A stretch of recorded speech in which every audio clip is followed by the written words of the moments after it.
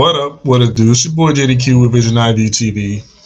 And in today's team stream, we have the final chapter of the ongoing series we have, collaborative series that we have between Jaime, Red Hood, and myself on the channel. Um, I really do want to get in depth on this episode about certain topics, but also I kind of also want the the invited guests to kind of like partake a little more into the actual topic at hand. Uh, Carly Russell. No. I do apologize. However, in the banner, I did put between 8 and 8:30, allowing myself to have enough time to get certain things ready. So I do apologize that I got here exactly at 8:30, but it is what it is. In advance, though, I would like to extend my gratitude to every single one of you guys that are here. Quick shout out to the ones who I see right away, like Terrence. Thanks for forgiving me, Terrence. I appreciate that. Terrence, Batmom, Red Hood, of course, Tracy Cruz, Veronica, Honda, K24. And of course, anyone and everyone else who is all here. Yes, I'm glad that Red Hood brought that up again, because I do want to say a quick prayer before we officially start tonight's show for Ryan's mom. I don't know her name, and I failed to ask for her name when I talked to Ryan through the DMs earlier tonight. But God knows her name. And although I can pray both in English and Spanish just as fluently, I feel it in my heart and spirit to pray for her in Spanish. So, if you want to join me in prayer in your own language, however you feel most comfortable, please join me. We are about to pray real quick for Ryan's mom before starting the show officially. So yeah, I'm going to be praying in Spanish right now. And you can join me in your home or wherever you're at, all right? Amantísimo Dios y Padre Celestial, venimos ante ti, dándote gracias inicialmente, Padre, por todo lo que has hecho por nosotros, por regalarnos otro día de vida, Padre, darnos salud, darnos, prosperarnos en vivencia, prosperarnos en sabiduría, entendimiento, vida, fuerza. Te damos gracias, Padre, porque siempre estás con nosotros, aun cuando nosotros no deseamos quizás estar cerca de ti. Tú continúas estando con nosotros, no importando las circunstancias, mi Dios. En esta hora te pido, antes de pedirte cualquier otra cosa, que tú mires a nuestros corazones, nuestras mentes, nuestros pensamientos, nuestros espíritus. Te pido en esta hora que, al igual que a mí y a todos los que están aquí viendo esta transmisión, si hay cualquier cosa, Padre, impidiendo de que tú nos escuches, porque una cosa es oír y otra cosa es escuchar. Si hay cualquier cosa, obstáculo, pecado, error o pensamiento que esté impidiendo, Padre, que tú nos escuches, nuestro clamor y nuestra oración en estos momentos, Padre, yo te pido que en el nombre de Jesús, a través del sacrificio de Jesús, tú rompas cualquier barrera y obstáculo que haya entre el canal de comunicación entre nosotros y tú. Te pido que rompas cualquier barrera, cualquier cosa que impida que tú nos escuches, Padre, para que nos puedas escuchar nuestro clamor y nuestras peticiones en esta hora, Padre. Y declaro que eso está hecho en el nombre de Jesucristo y su sacrificio, Padre, por su sangre.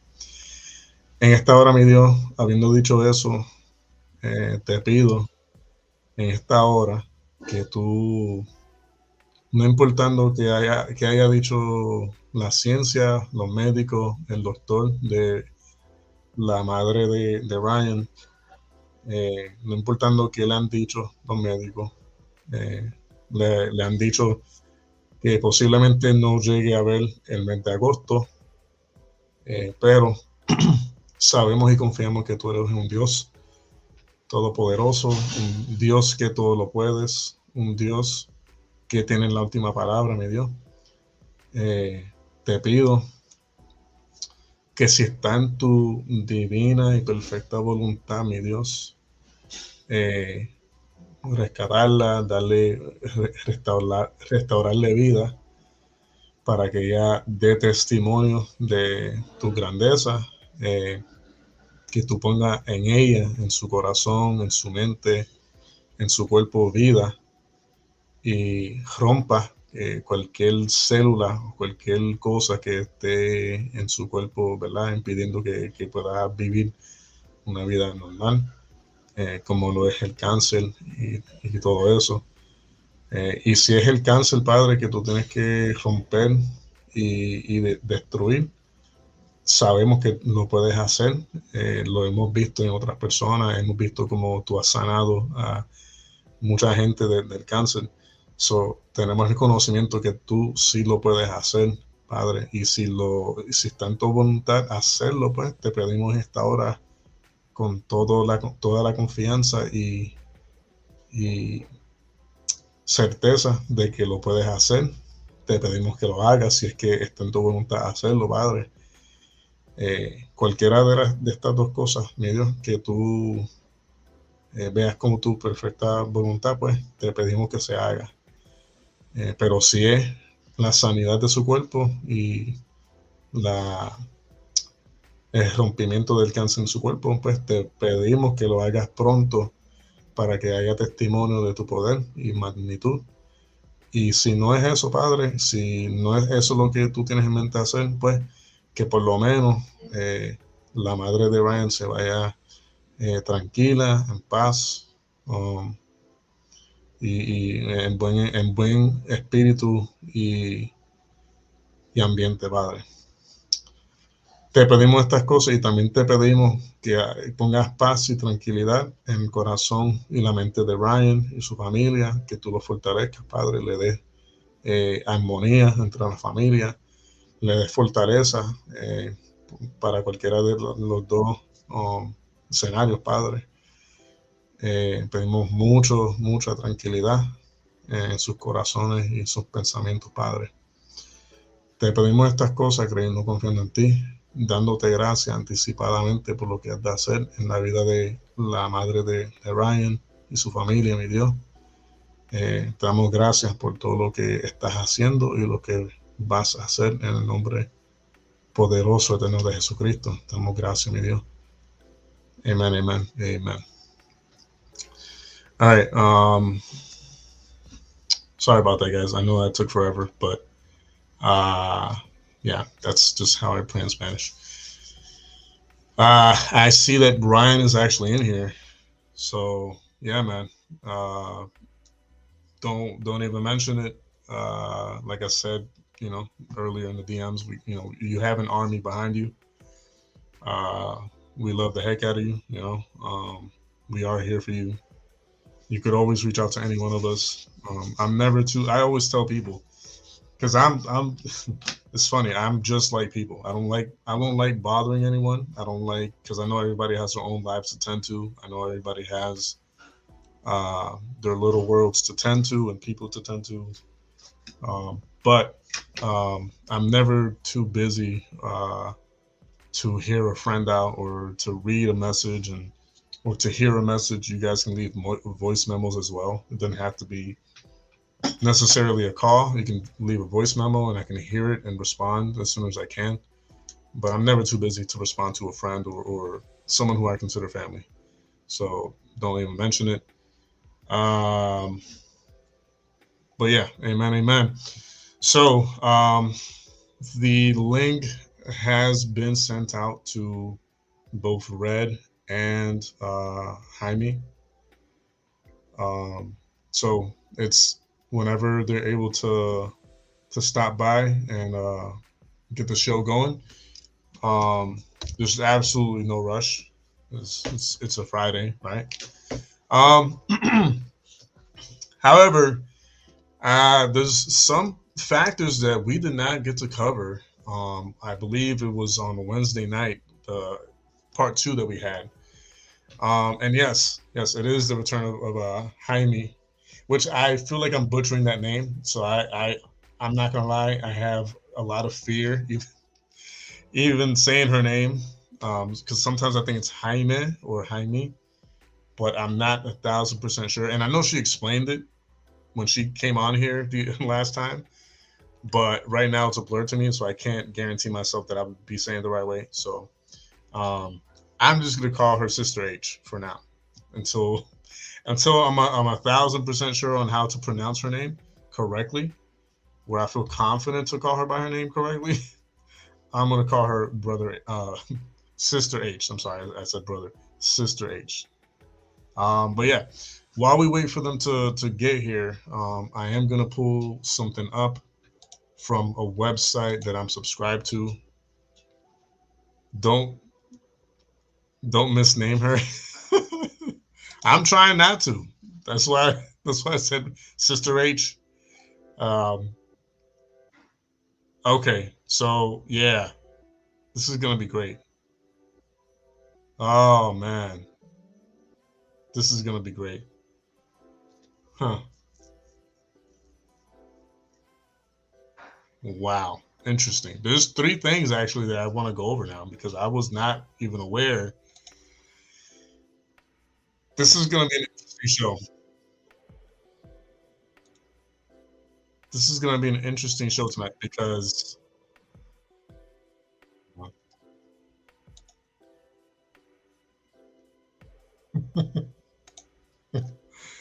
oh man, tonight's gonna be a great show, guys. Holy crap. I apologize if that offends anyone, but it's just the way I feel right now at the moment. Um, I just again I came across I was gonna share one video, but now I came across like two or three videos that I want to share with you guys. Um, so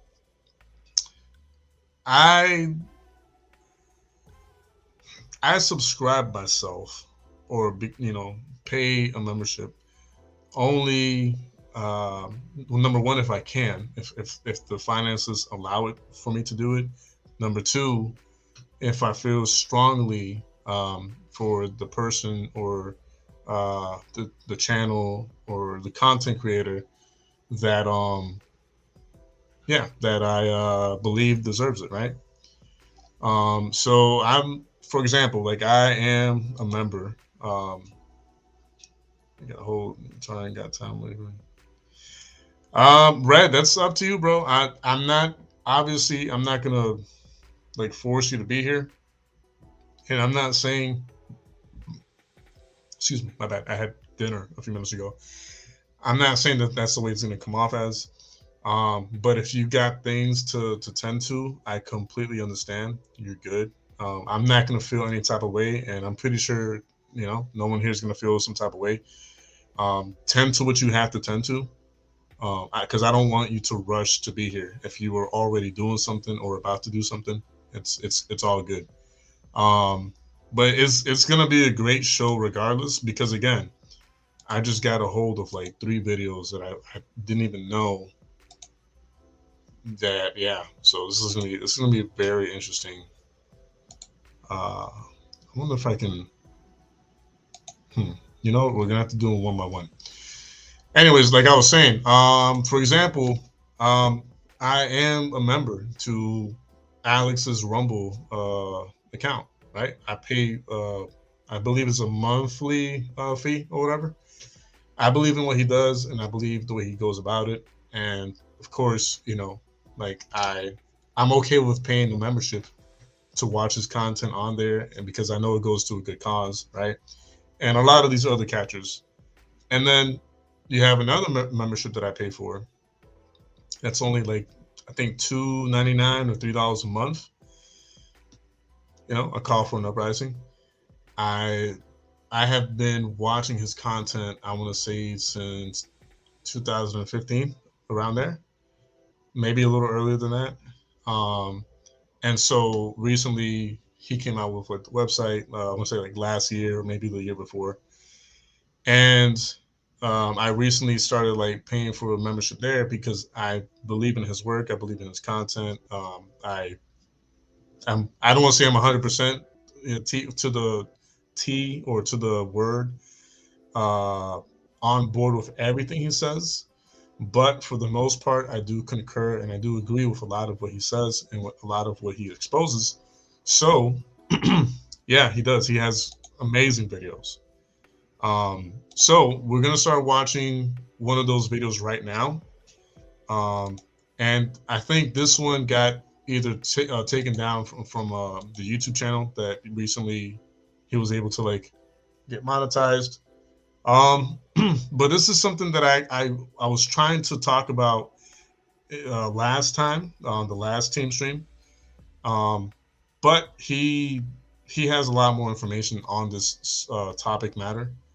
There will be a time that I will look up on my own, uh, you know, my own set of like information that goes along with this topic. But you know, you were just watching his latest catch. Noise. All right, so I'll put it this way. That way y'all can see my not so handsome but no chocolate colored face.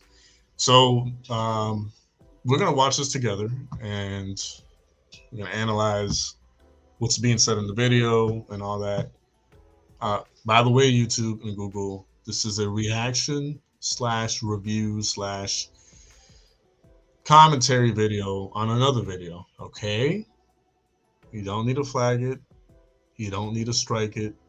You don't need to do any of that because technically I'm protected by law to scrutinize this video that we're going to watch together. All right? If anyone here is a viewer and is watching me say this and hearing me say this, and if this video does get flagged at some point, I want everyone to message YouTube and Google and ask them to remove the strike or whatever they put on this video or the stream that I'm doing right now. But anyways, that being said, let's get this video started and let's see what they say. As a matter of fact, I actually let it play. All right, so here we go. YouTube says it has had enough of vaccine misinformation on its site. And false stories from phony sites to run circles around major news outlets. Many people don't know the difference between something real and something created to deceive them. Open your eyes. If you've ever had this feeling that something was terribly wrong with the world that we live in, but you couldn't figure out just what it was, then you've come to the right place. Secret societies, mystery religions, and the Illuminati have been controlling our reality since the beginning of time. But not anymore, because there is an awakening happening, and you are about to become a part of it. Wake up, because this is a call for an uprising. This is a call for an uprising. Welcome to today's show exclusively here on a callforanuprising.com. A good friend of mine passed this along to me if you haven't heard it yet. And then you start piecing things together, right? As far as why suddenly we're seeing child trafficking becoming so prominent in the mainstream media, why we're hearing all these stories about the Sound of Freedom movie and how it's being suppressed, how the liberal media is criticizing the film. And this is all the makings, obviously, of a narrative from the intelligence agencies, right? The fact that this movie's even made and being produced and being pushed in the mainstream, whether they're talking about it negatively or positively, is something that they want out there. They wouldn't be promoting it if they did not want it out there. So then you look at this, which is the Biden DOJ, the Department of Justice, removed child sex trafficking content from its website. So in other words, the Department of Justice, which is supposed to protect us, wink, wink, which is supposed to go after child sex traffickers, crimes, drug trade, et cetera, et cetera. They really do nothing except monitor and track us. We all know that. We've all known that for quite some time. It's becoming more and more public now, yet people don't seem to care. So the DOJ has quietly removed what you would think would be the most important thing from their website, but it's not. And this is done by design. You don't think that the DOJ knows that people are going to notice that they're removing child sex trafficking from their website? That's like the equivalent of them removing, we're not, them saying we're not going after drug cartels anymore. We're not going after Al-Qaeda or terrorists anymore. Now we're not going after child sex traffickers. I think that this entire narrative, and again, I know there's people out there, and I've seen all the stuff in the forum. I know everybody's kind of, not sure which way to go. Some people are very, firm in their stance on the movie, et cetera, et cetera. I look at this stuff as what is coming out of it. I'm just looking at what's around the net. So real quick, I have to pause and do the commentary right now. But yeah, like for example, we were just talking about this on the last team stream and the one before it. The movie on its own that's based on a true story, the Tim Ballard story, right? The movie on its own and the story that it tells really is a genuine, form of action to speak.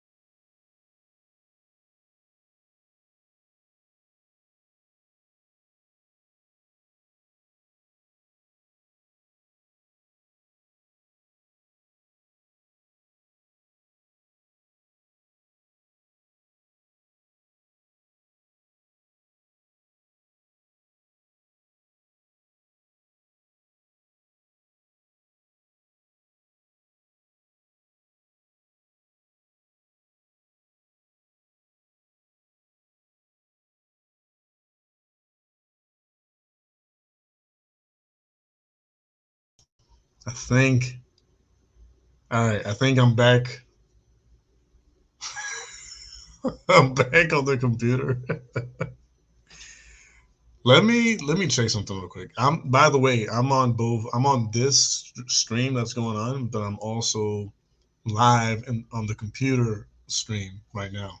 I just want to say something though, because someone said they got a copyright strike. I think it was Red, but it doesn't make sense though, because there's nothing that I showed that is copyright strike worthy.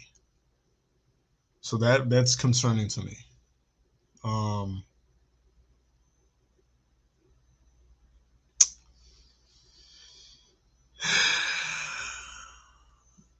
um, what if it happens again? I don't know, man. I really don't know. It's really odd. But this is why I need you guys to get the likes on this stream over here up and like share it forward, so that y'all know it's not like I'm gonna try it again. I'm gonna try to share the thing again. And if it like takes the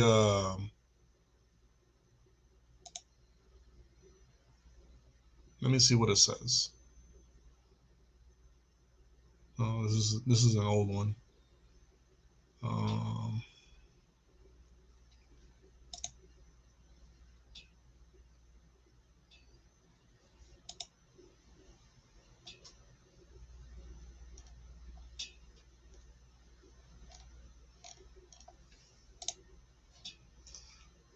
I just said your computer knows this, so they on it all the time. You need to reset the thing to check.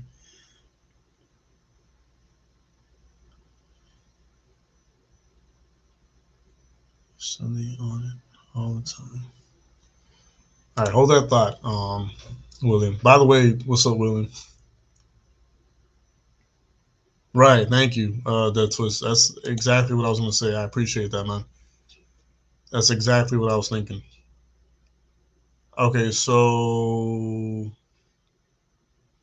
they haven't striked the stream yet, as what I'm per what I'm looking at. Matter of fact, let me show you guys what it looks like. That way, y'all know what it looks like. All right, that way we're not talking on our butt.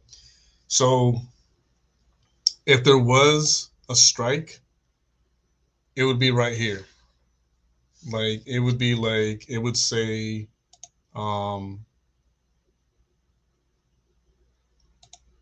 it would say like not visible to public or blocked in certain countries or whatever, and then it would say whatever the reason is over here. Okay, as of right now, as far as like the stream or whatever, as far as I can see, there hasn't been any copyright strike or nothing like that.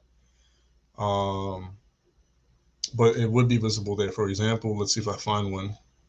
Okay, it's like right here. So a few weeks ago, I did the whole Tyree situation. That got a copyright strike, but it's visible to the public because YouTube allegedly didn't find anything wrong with it, or whatever. Same thing with this one, music industry stuff, copyright, but they allowed it to be viewed by public. It didn't get stopped. Um, I don't see any restrictions on this one. This one is the one that you're watching me do on the phone, and this is the one that's live right now on the computer. Right? Streaming software and mobile, right? So there's no restrictions, no reasons. I'm going to try. Listen to what I'm going to say. I'm going to try um, to continue to share what I was sharing earlier on the computer. And matter of fact, I'm going to run it back from the start. And if any one of you guys see that the stream goes down again and doesn't allow me to show what I'm showing through the stream on the computer, then like Dead Twist said, it's not a coincidence. So just keep that in mind, okay? I'm going to go back to the computer here. Barely got the intro out, right? Yeah. The proof is how call for has 12 different channels taken down in the last couple of years since he sold him. Yeah. All right. So I'm going to William. I am gonna run a scan, but I'm gonna try this first. I'm gonna try to get the content out on the computer first, and then I'll do a scan. Although I will say that it did go through a scan before I even touched it because I have it going on a scheduled maintenance scan like every morning. Um, so we'll see. But yeah, I'm gonna let you guys go on off of the phone and do it on the computer, and hopefully we're able to show more of the content I was trying to share with you guys earlier. All right, I'll see you guys over here on the computer. But please share this video forward, though. I'll appreciate it, please, because it helps. You know what I'm saying? Like, it helps people understand and know that it's not a conspiracy. Anytime you do try to bring some type of like valid information out there, or just your opinion, you know, that and it just happens to conflict with, you know, the government or the president or whatever, then yeah. So I'll see you guys over here on the computer.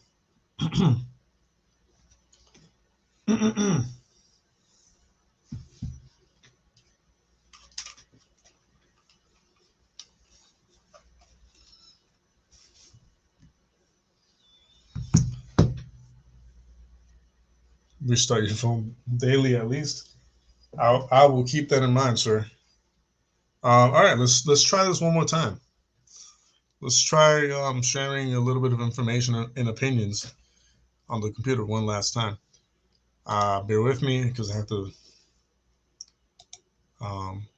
start from scratch again.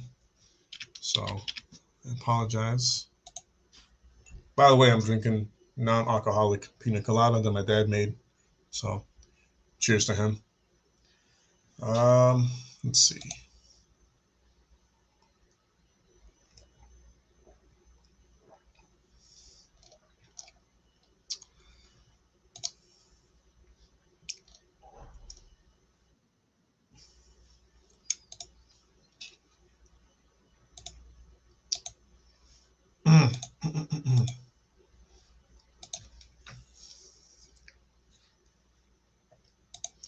All right, here we go again. From the very start to finish. Let's see what happens. YouTube says it has had enough of vaccine misinformation on its site. And false stories from phony sites to run circles around major news outlets. Many people don't know the difference between something real and something created to deceive them. Open your eyes. If you've ever had this feeling that something was terribly wrong with the world that we lived in, but you couldn't figure out just what it was, then you've come to the right place. Secret societies, mystery religions, and the Illuminati have been controlling our reality since the beginning of time. But not anymore, because there is an awakening happening, and you are about to become a part of it. Wake up, because this is a call for an uprising. This is a call for an uprising. Welcome to today's show exclusively here on a callforanuprising.com. A good friend of mine passed this along to me if you haven't heard it yet. And then you start piecing things together, right? As far as why suddenly we're seeing child trafficking becoming so prominent in the mainstream media, why we're hearing all these stories about the Sound of Freedom movie and how it's being suppressed, how the liberal media is criticizing the film. And this is all the makings, obviously, of a narrative from the intelligence agencies, right? The fact that this movie's even made and being produced and being pushed in the mainstream, whether they're talking about it negatively or positively, is something that they want out there. They wouldn't be promoting it if they did not want it out there. So then you look at this, which is the Biden DOJ, the Department of Justice, removed child sex trafficking content from its website. So in other words, the Department of Justice, which is supposed to protect us, wink, wink, which is supposed to go after child sex traffickers, crimes, drug trade, et cetera, et cetera. They really do nothing except monitor and track us. We all know that. We've all known that for quite some time. It's becoming more and more public now, yet people don't seem to care. So the DOJ has quietly removed what you would think would be the most important thing from their website, but it's not. And this is done by design. You don't think that the DOJ knows that people are going to notice that they're removing child sex trafficking from their website? That's like the equivalent of them removing, we're not, them saying we're not going after drug cartels anymore. We're not going after Al-Qaeda or terrorists anymore. Now we're not going after child sex traffickers. I think that this entire narrative, and again, I know there's people out there, and I've seen all the stuff in the forum. I know everybody's kind of, not sure which way to go. Some people are very, firm in their stance on the movie, et cetera, et cetera. I look at this stuff as what is coming out of it. I'm just looking at what's around the narrative and why it's being covered and where we're going and where they're swaying people, et cetera, et cetera. And we see a lot of anger now. We see a lot of anger from conservatives of how the liberal media is calling the movie a QAnon conspiracy when everybody knows it's a fact about child trafficking. Even in years past, the liberal media has covered it. Of course, they try to pretend like it has something to do with slave trade for labor goods, et cetera, and not for sex. But of course, again, the thing that's missing in all this stuff, like I said in the video I did on Sound of Freedom, was the covering of the occult and Aleister Crowley's teachings and the things that they believe in and how these children are used in sexual blood rituals that end up in murder and sacrifice. So this is out there for a reason, and I believe that these two stories go neck and neck with one another. You don't have to believe that I'm telling you what I think, but you should know about this with the DOJ because this has bait written all over it, right? The reaction of seeing this would get people irate. The reaction we're seeing from the Sounds of Freedom movie is something that should, in a natural, real world where things are freely flowing, get everybody on board on the same page and bond people to go after these disgusting, perverse human beings. But what they've done is they've even politicized child trafficking, sexual abuse of children, et cetera. And this is all obviously leading towards them normalizing young children being in relationships with adults. And this is what it's going to be like. And this, of course, has to do with the civil divide. Because all these departments, the Department of Justice, the FBI, they say they're self-sabotaging like everything else to create this communist New World Order government. They're sabotaging themselves. This is a move of sabotage. Nobody had the common sense to say, whoa, you don't want to do that. There's this movie coming out, too, called Sounds of Freedom that we're going to promote on the news, so we don't want anyone to notice that the DOJ has removed all their stuff on child trafficking. No, they want you to notice. That's the point. They want you irate. This is how they're hurting people, to be divided into two countries. This is going to be very much like Ireland. Very much like other countries we've seen over time that are divided into two. That's what they're doing here. They know that half this country is not disarming themselves. They know that half this country is not going to be on board with this stuff. But they've gotten half of a country, which is insane, to be on board with all of this insanity, with castrating children, with transgender stuff, with thinking you're born queer, with now eventually, having sympathy, they're going to tell us that doctors have said that pedophiles are born that way. That's where all this is headed. So these are this is deliberately done. Okay, so let me read to you about it. President Biden's Department of Justice quietly removed content on child sex trafficking from its website earlier this year. Now the story just comes out because people have noticed it after Sounds of Freedom, because people have went and they've researched stuff and they've seen that the DOJ's removed this stuff. So the Department of Justice on their website includes a page on child sex trafficking. However, the page has seen major revisions in recent months. Deliberate. All right, hit pause. My hand is off again. Just lean on that. I'm not messing with my computer or nothing like that, just because I know at some point someone's going to say, oh, it was probably him who turned it off. No. My hands are free, and I'm not messing with the computer. But the special guest has arrived, so I will allow her to introduce herself, and we'll continue. Hello again, everybody. Hello. Hello, how are you? Fantastic. I am happy that you were able to join tonight. I appreciate the appearance. I'm very happy to be here. Awesome. I don't know if you noticed earlier on the stream that the stream got cut off out of nowhere. Oh, really? Yes. I was sharing a video. Well, the video that I'm sharing right now, but I was sharing it earlier, and it just so happened that appreciate that the computer, okay, just the computer, not the apartment, not my room, just the computer, out of nowhere, shut down on me completely, and the stream kept going, but obviously, the computer was off. I couldn't do anything, so we were speculating how potentially, the the YouTube gods, and Google gods did not like hearing the information that I was sharing on the stream. So therefore, they wanted to just like shut the computer down. But that's just me having fun with like the speculation or whatever. That's what we've been doing thus far. But yeah, so I'm sorry. Go on. How was your day today? And also, um, we'll get right into it. Some of the topics that you might want to bring up and talk about that we probably weren't able to get to last time you were here. Take it away. Oh, yes, for sure. So I can introduce myself in case nobody knows Yes, who please, because I am. I am terrible at Oh, no, pronouncing you did your an name. amazing you did an amazing job last time. No worries. But yes, hello, Vision Ivy TV crew and family. My name is Hime, commonly known as Jaime amongst most of you.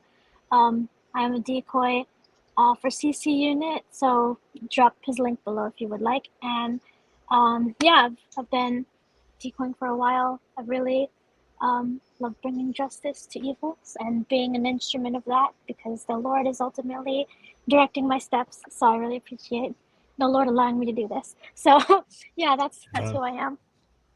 Yeah. Amen, amen, amen. And it is Hime, okay? Hime. Yeah. You know what's funny is that word and that pronunciation in Spanish means something interesting. It means to like, I don't want to say mourn, but like when something sad happens and you're like humbled by it and you kind of like make that sound of like sadness or like whimpering or whatever. That's what Hime means in Spanish. Whoa, that's cool. That's me whenever I see this evil happening. So yeah. Wasn't cool. me? I didn't pick your name. Yeah, it's so cool. It has like a Spanish, well, that's so cool because Hime, I got it from Japan, or like somebody named me Hime. It was from the Japanese word that's used for like princess, or more specifically like a daughter of high birth. And at that time, the name Hime came to me when I was like in a very sinful time in my life. But and then I got that name from a very like sinful group of friends. But we're all sinful, just putting that out there. But that like time in my life was especially like very sinful, because I was so young and being guided by people who were much older than me. But anyway, but then now that I'm older, but now that I'm not part of that community anymore, that sinful community, like I'm glad that I can reclaim that name Hime to also mean like it's not just them, the people that named me, like kind of being anime people, but it's also like my relationship with Christ and my relationship with God, because he's like he's the king and I am like his daughter, I'm his child. So like a daughter of high birth, meaning that I am a daughter of the king. So yeah. Some Hime lore for you guys. Yeah, no, that I obviously I was not going to guess that ever, because that is a very deep origin story to your name, but Yeah. very interesting indeed. Yes, thank you. Yeah, it's pretty. I love like talking about it, but I mean like, who doesn't love talking about themselves? So yeah, I'm always happy to share that because it does mean a lot to me. So yeah. Well, guys in the live chat and viewers for afterwards, if you didn't know, now you know. Yes. But no, please don't hesitate to start bringing up potentially some of the things that we probably didn't get to talk about last time you were here. I know you said there was a lot to cover, and there's a lot that you wanted to say, but obviously, time within the stream itself, I didn't want to like make it go on forever. So because I try to be considerate with everyone's time, and I try to be responsible with everyone's time. But you have the floor to bring up and expand on whatever you felt you needed to expand on last time you were here. Oh, thank you. Yes. So, like, I know that your channel, they talk a lot about like demonic, powers in media and stuff like that. And I feel like demons are not just like confined to like media and stuff. Like they're also confined to, like trafficking. Trafficking is a big avenue where a lot of like demons can do their thing. And one thing that I just overall, like, my thought on the whole, Sound of Freedom movie is I like how it's bringing this evil to light, because I remember like the first time that I was experienced or that I witnessed trafficking, it was like from another documentary. It was called it was called something like it was like some Out of Shadows. It was called Out of Shadows. Out of Shadows is such a good documentary. Like, I highly recommend it. Have you heard of Out of Shadows, JQ? I feel like I've heard that title. I just don't think it's the one that you're talking about. Because I'm thinking of Out of the Shadows, and I don't think it's the same thing. I think it's something completely different, irrelevant to what you're going to bring up right now. But I have Oh, not. yeah. Okay, so Out of Shadows, it was a documentary made by these people, these stuntmen that were in Hollywood, that worked for Hollywood for a minute. And there were two of them, and then there was this other girl who was like a reporter.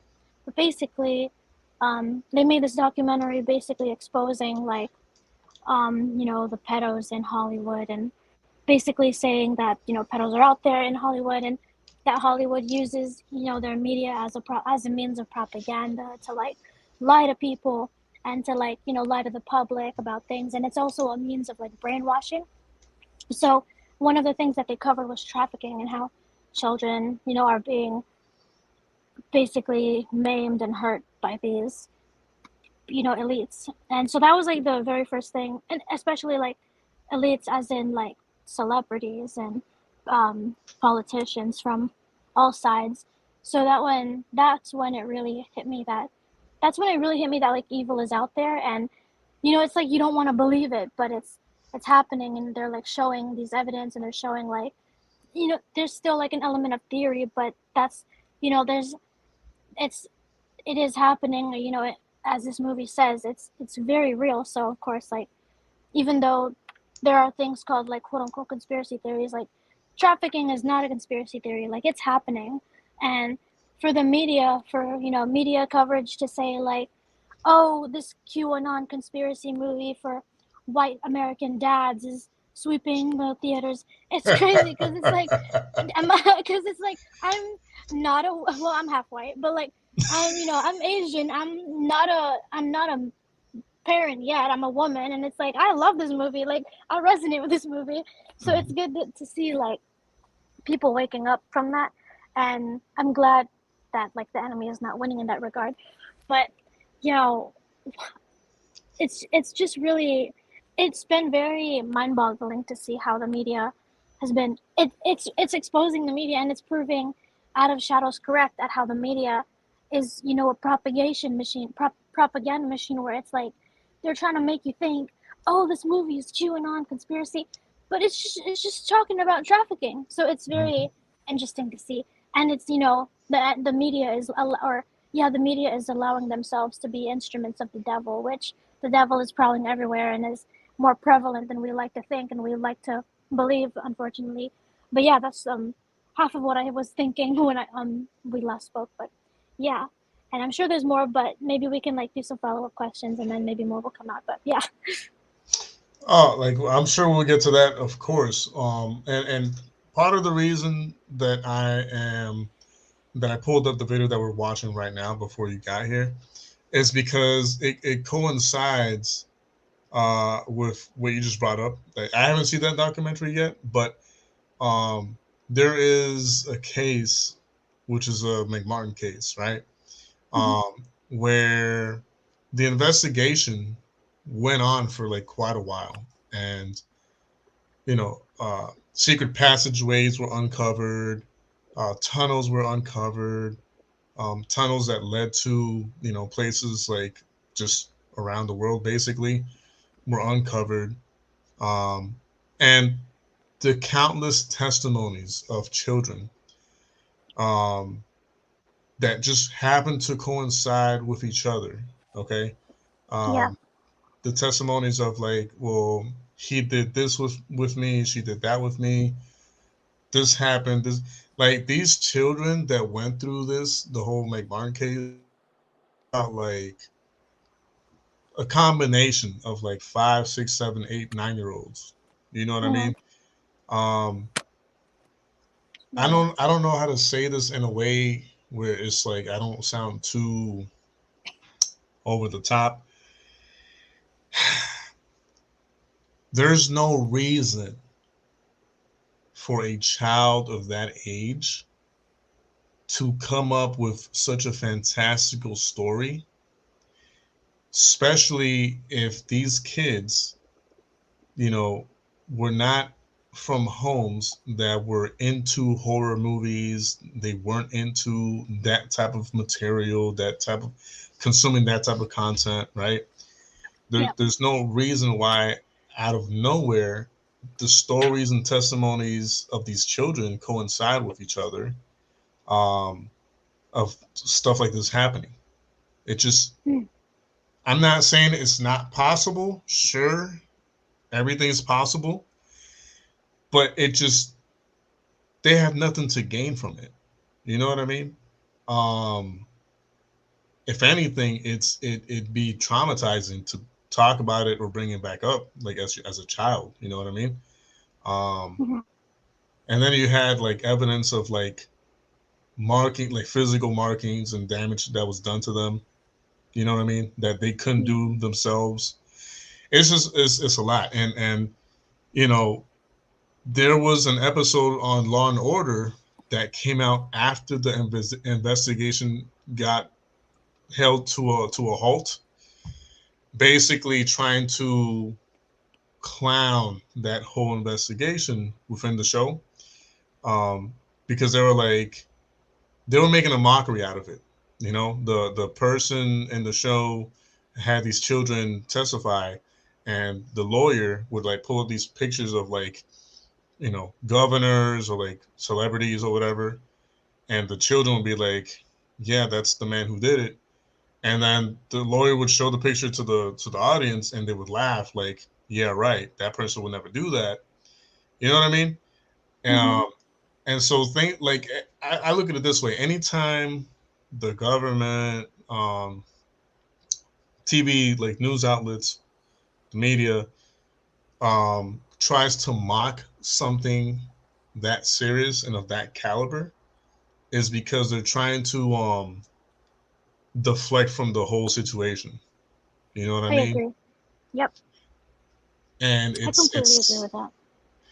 I mean, there's a psychology behind it. There's a psychology behind deflect, mock, make fun of, to get the people's like pretty much on board with like, yeah, that's pretty ridiculous. Yeah, that's pretty crazy. Oh yeah, that person has a screw loose. Oh, that person needs mental like attention or whatever. Why? Why are we dismissing these children, these kids, and these people, these teenagers and adults going through this? Why? Mhm. I've never understood that, yo. Mhm. Um, but yeah, I'm sorry. I went for like a little small rant there, but um, I'm gonna continue to share the video, and we'll do commentary on it and review it together. Yeah. Um, let me see if I can. There we go. That should work. Okay. So bear with me. All right. Um, he may see. I said it right. I said it right. Yes. Um, It's okay. I'm Jaime here. Like it's all good. no, no, sister. I want to call you by your name. I want to be like Jesus and call you by your name. Amen. Amen. Amen. All right, let's see what else is being said here. And by the way, Hime, I don't know if you like if a call for an uprising is someone you follow or don't. I don't know.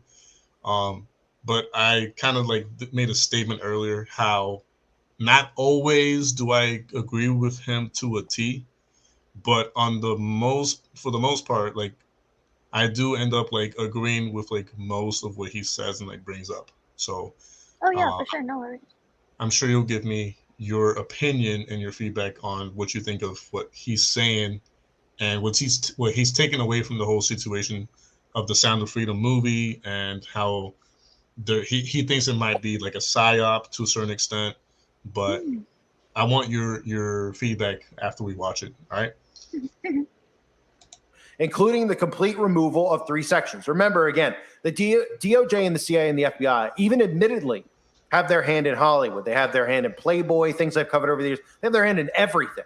Okay. So let's not pretend like they didn't know that this movie was going to come out on child trafficking that was going to be promoted by their own controlled media. Of course they did. So you see how these things work if you connect the dots, how they're baiting people emotionally. And people out there are in an uproar about it, and rightfully so. But you have to look at the psychological aspect of this. They're baiting people. You can go, well, they're baiting me, but I care about kids. Understandable. We all do. Nobody wants to see this happen. But psychologically, what are they doing? Do not get deceived into their traps. That's the warning that I'm giving. So these are the things that were removed from the website. Okay. International. Before I continue, thus far, I will say like for a movie like it's really hard because the lines are blurred nowadays. It's hard to tell who are genuine content creators that are able to reach big audiences. So for example, like, you know, like if I were to make a homemade low budget movie, but the quality is like still like really great beyond like homemade, and it looks awesome, the story's great, you know, the execution of the acting is great. um it would be really difficult for me to reach like a large audience around the states and beyond that because no one knows me. You know, people probably heard it's a low budget movie, so that they might be turned off by that. You know, there's so many factors that go into someone reaching with an independent film large crowds, right?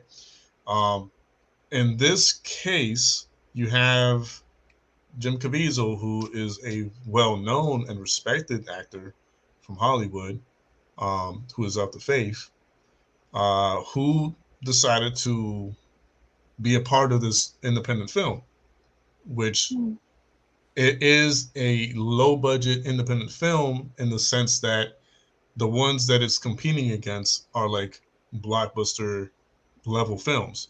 So I think Red Hood mentioned the numbers last time we were here of like how much it took to like make the movie and how thus far they have already recovered what they spent on making the movie and then some, um, which I think is great. But it's hard to tell, like, because I'm not saying Jim Caviezel is part of the elite, because to me he's not. I don't think he is. I think he is still part of that crowd that's like still genuine, you know, still separated and exclusively, you know, working on films that he believes in and stuff like that. Um, but it's it's really difficult to think that in some way, shape, or form, whether it be behind the scenes, some people from Hollywood or whatever did have a hand in like not only making the movie but allowing it to reach the audiences that it did. What are your thoughts about that?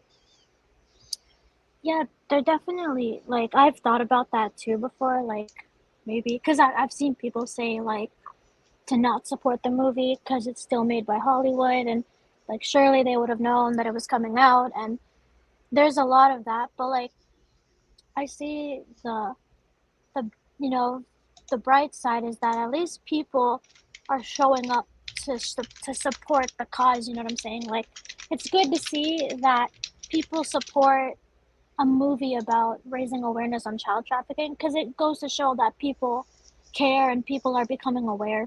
So that to me, I think, is a little bit more valuable because it's like there's that one Bible verse. Let me ask. Let me ask. I have my laptop in front of me. Let me ask. I'm gonna go look for it. There's like that Bible verse where it says like Bible verse about.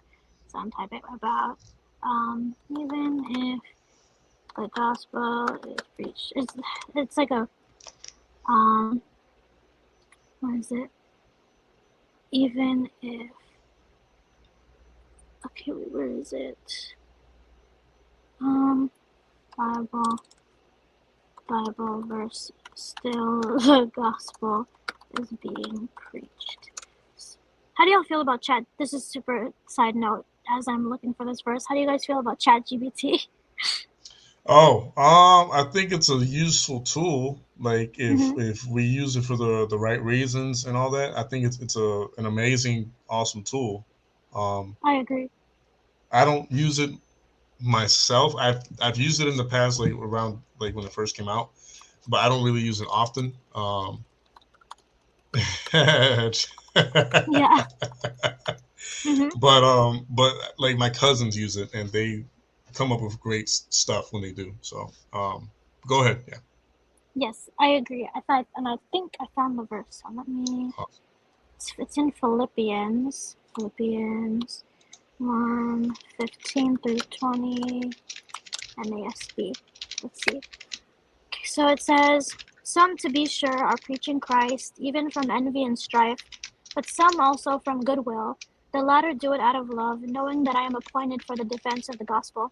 The former proclaim Christ out of selfish ambition, rather than from pure motives, thinking to cause me distress in my imprisonment. What then? Only in every way, whether in pretense or in truth, Christ is proclaimed, and in this I rejoice." So that's kind of, this verse is kind of, oh, actually it goes on. That's only verse 15 to 18, but then it goes on and it says, "Yes, I will rejoice, for I know that this will turn out for my deliverance through your prayers and the provision of the Spirit of Jesus Christ, according to my earnest expectation and hope, that I will not be put to shame in anything, but that with all boldness Christ will even now, as always, be exalted in my body, whether by life or by death." So this verse is kind of like how I view this current situation of like this movie coming out and people saying that, oh, it's still part of Hollywood. Oh, Tim Ballard, did you know he's a Freemason? Stuff like that. But to me, it's like, well, at least the gospel is being preached and at least people are becoming aware of this. Because even, if I don't know. It's just like I'm not focused on like the downside of it. I'm just focused on let the world know that kids are in slavery. Let the world know that women and children and people, slavery is still well alive right now. 2 million, how the movie was talking about 2 million. It's been slavery is more alive than ever, even when it was legal. So to me, it's better to raise awareness and to let people see it rather than put it off instantly because like they're trying to like find anything like, oh, why did he partner with these people, or these people and these people and these people know a guy who know a guy who know a guy who know a guy that's partnered with the Clintons. You know what I'm saying? Like, but at least the film is raising awareness on child trafficking and this movement, with Operation Underground Railroad doing this pay it forward movement and even all of those things. It goes to show like people are willing to come together for children to support them and to know that we want to help them. So that's kind of my attitude towards it. Yeah. Because it's like I feel like the enemy wants us to, be against each other and for whatever reason. But like the enemy is doing enough of that already. Like if you see the mainstream media, they're doing enough of that division already. So I don't think that we should be divided. We should just like focus on saving the children because that's the bigger issue here. And maybe watching a movie won't save them, but it'll raise awareness, you know what I'm saying? So that we know how to teach our children and teach the younger generation how to like be safe and also yeah, that's kind of how I saw it. Amen to that. And that's the best way of looking at it is just that. Like at the end of the day, what we should be taking away from the movie and its purpose and its mission is solely that, what it was intended to do. And what it was intended to do was raise awareness about the situation and at the same time learn just how important it is. Because I asked people recently. Like, how often do you think of like protecting your kids and making sure they're safe? And of course, every parent will there and then say, yeah, all the time, all the time, all the time. And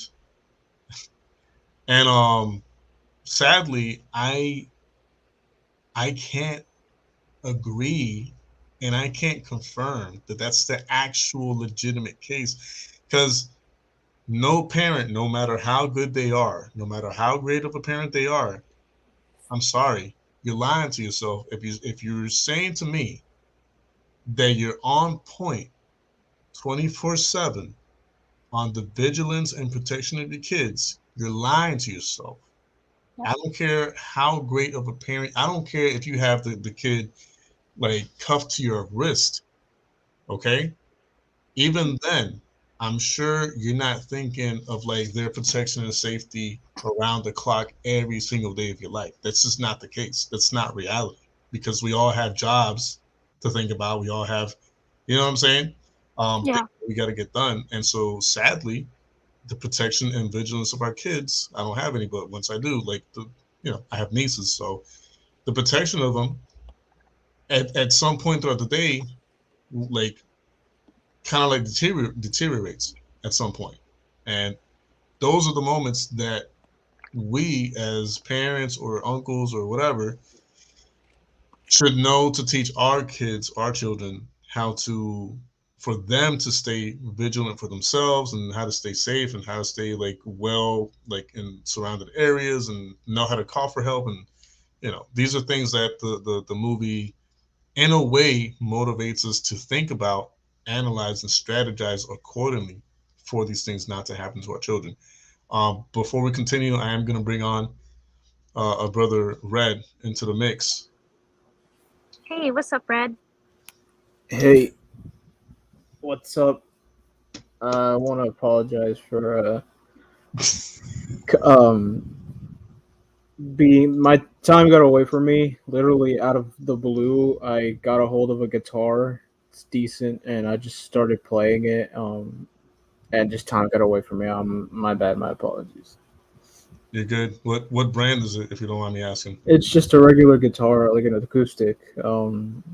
So I'm just trying to learn how to play it because my fingers hurt because I'm so inexperienced. So I've been trying to play at it. Well, kudos to you, man, because it takes a lot of patience to learn the guitar and the piano. So I'm sure you'll get far if you really want to. So, but yeah, apology accepted. It's all good. Nothing to really worry about. But yeah, bro, like, what are your thoughts on this? Like, do you It's kind of think? sus. Quietly Scrubs. Yeah, that's. Oh, the sounds sus. I mean, what? Like, how? On, like, the Biden DOJ, like, why would they do that? Like, that's like, if that's not on the nose, I mean, it's like I don't know how, like, I don't know, like, if they're playing the subtlety game or. It's like they do things in plain sight and expect people not to look into it, and expect people not to be like, what? Like, well, it's a lot so of people weird. are like, what? Like, a lot of people are like, even with reading this type of like title or whatever headline, they're still like, okay, whatever. I know people like that. Right, and then they're banking on that fact. Like, it's like, oh, whatever. Mm-hmm. All right, so hold on. I'm gonna hit play again, and then let's see what else he has to say here. Sex trafficking of minors, domestic sex trafficking of minors, child victims of prostitution. So why would those things be removed? It's laughable that they're removed. They say one of the deleted sections warned that sex trafficking can involve the cross-border transportation of children. Okay, and this is one of the stories that the mainstream media has picked up on, of how the whole thing with Biden and the border is about child trafficking, that they're trafficking kids back and forth. There's a lot of truth to that, of course, but this would not make the news unless they wanted it to. They're pretty much saying that the Liberal Party is a party of pedophiles. We've all known this, but the Republican Party is also a party of pedophiles. Okay, the Bushes were pedophiles. All of these people, with even if you go back to the Franklin cover-up, They're a conservative. They just put a tag in front of their name. Trump used to be a conservative, a liberal, excuse me. Now he's a conservative. They flip and they flop. You know, Dr. Oz was presented to us as a conservative. He's Oprah's best buddy, only has a career because of Oprah. I mean, it's all part of a show. They push them like chess pieces where they need to go, and then they work in agendas, and then people just hear the stuff that comes out of their mouth, and they react without saying, I'm being baited. What are they doing? Why are they doing this? And how convenient is it that the DOJ has taken this down with this movie coming out and the uproar now where we're seeing the liberals actually defend the government and their position on child sex trafficking, defending this with the DOJ too. They'll defend it, and that's how a communist government works. All right. So that part right there where he's like, you know, the Democrats are like defending on how the government moves when it comes to the whole like child sex trafficking situation. What do y'all think about that? I'm not surprised.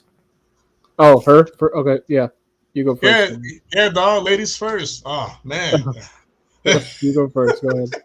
I mean, nowadays you can identify as whatever you want. So you know what? I'm a female, you know, so exactly. Ladies first.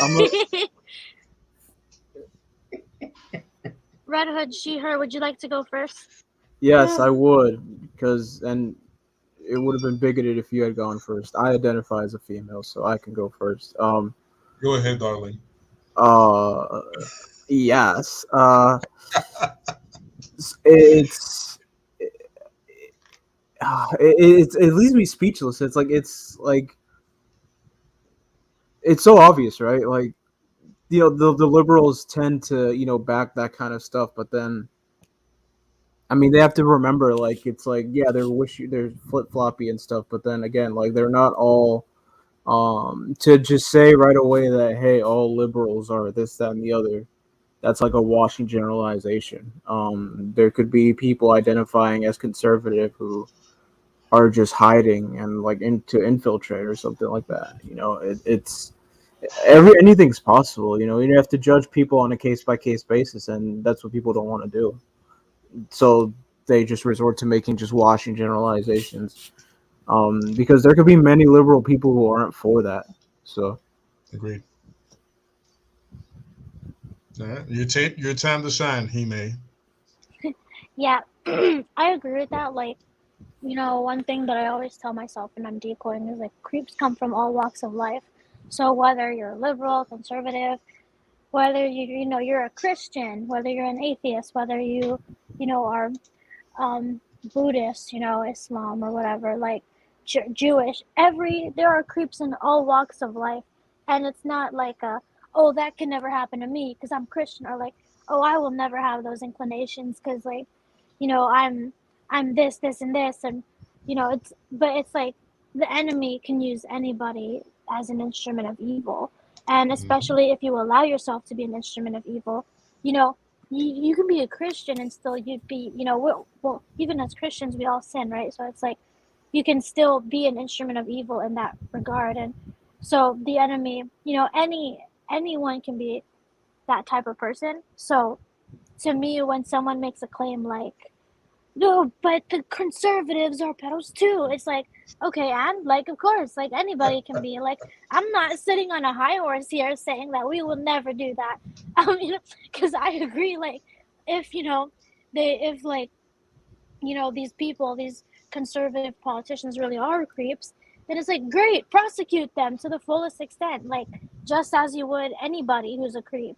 And I expect that same, just because we play for the same team, and especially if we play for the same team, I would love to see them get prosecuted in the same way, even if they, like, as if they would if they weren't on my team. You know what I'm saying? So it's like, you know, justice for the same, you know, on the same level. Like, nobody should get a pass. So, in that, so that's kind of my thoughts on that.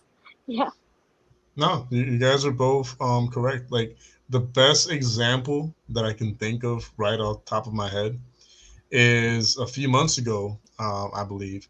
I was watching, I forget his name, but one of the guys from like the Daily Wire, he was questioning people on the street of the whole like situation with the Pride Month and, you know, doing it in front of kids and all that.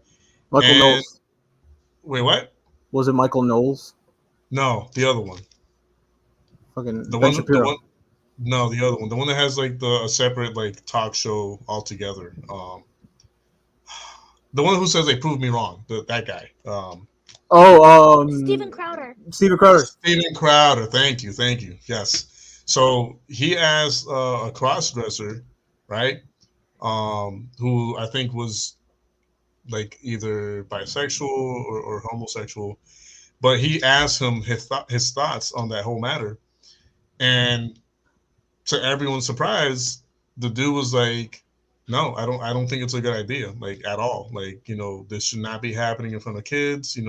Keep the kids completely out of this as far away as you can. And kudos to him wherever he's at.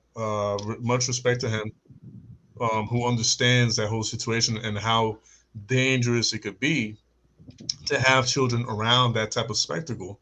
But he's a Democrat because he stated it in the in the interview.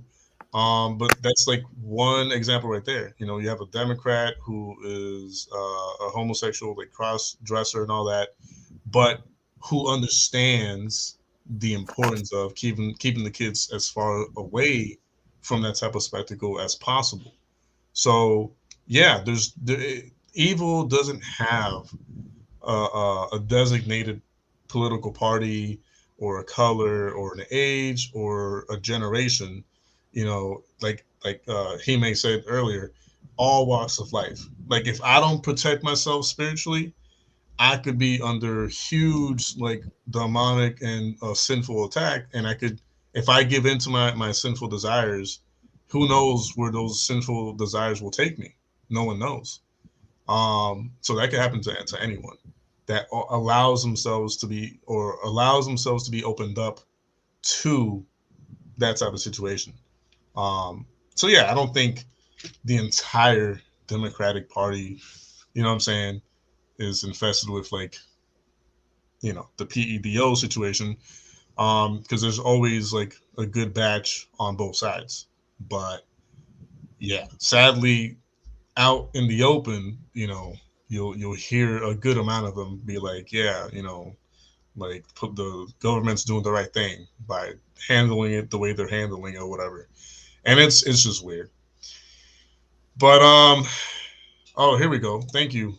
That was, yeah. There's a gays against groomers group protesting drag shows. Yeah, I've seen that. I've seen their community, and it's a very respectable community. Like, in the sense of like them again acknowledging um, how important it is to keep kids out of that whole scenario. But yeah, let's move on with the video. These people put the government above God, above their own families. They will sell their children into this government. It is insanity, the communist regime. It's insanity that people actually want it, but they're so dumb they don't know what they're asking for.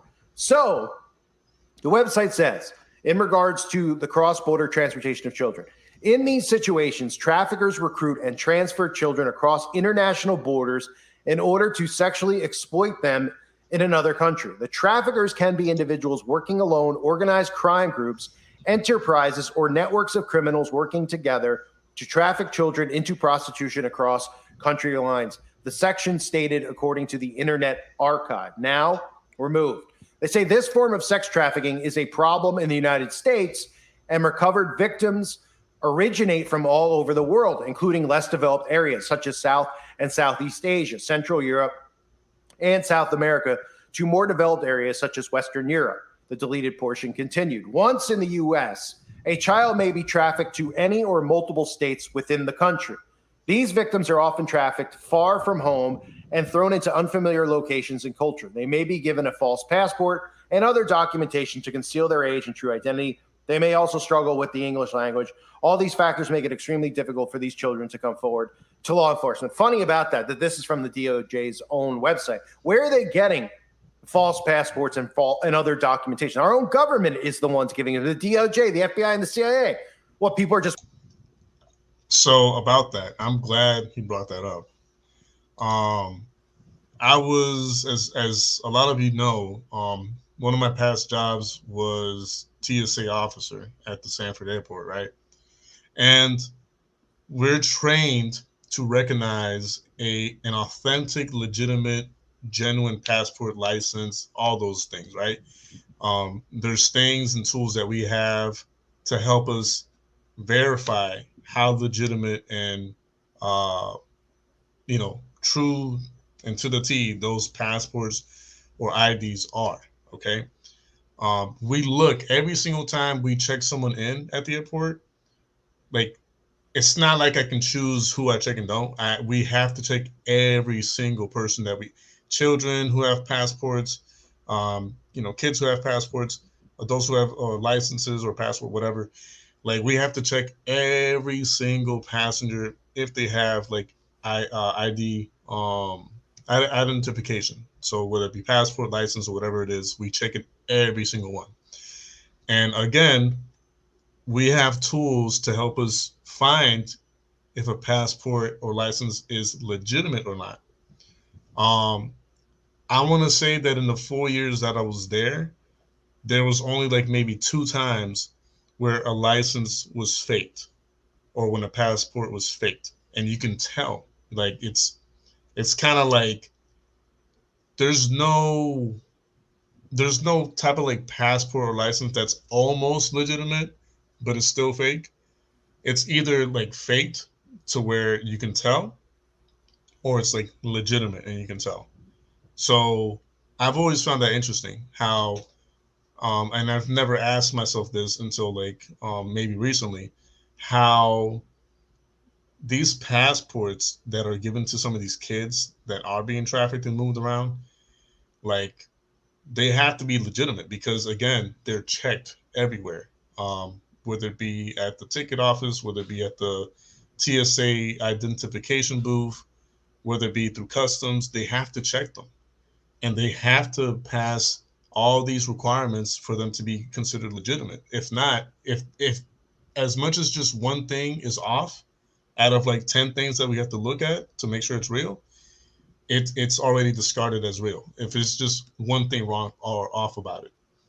Um, so it makes me wonder, like, just how is it that some of these traffickers are getting their hands on legitimate, original, authentic passports and licenses?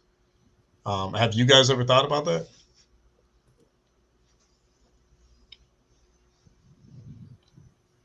Oh, Oh, you're asking I'll me. let the real lady go first. go ahead. May you like elaborate a little bit on like the last point that you made? Or yeah, sorry. Hmm.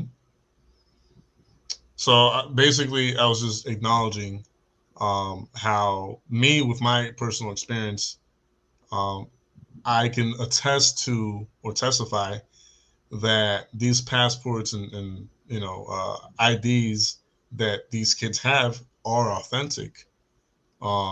It's almost never the case that there's any forgery or trickery done with these passports. So they are legitimate and they are real and they are authentic.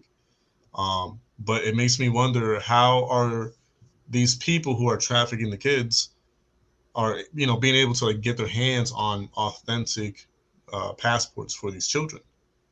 Um, I don't know if you've ever thought about that. I don't know if you've ever thought about how is it possible for them to do that or get their hands on the real stuff.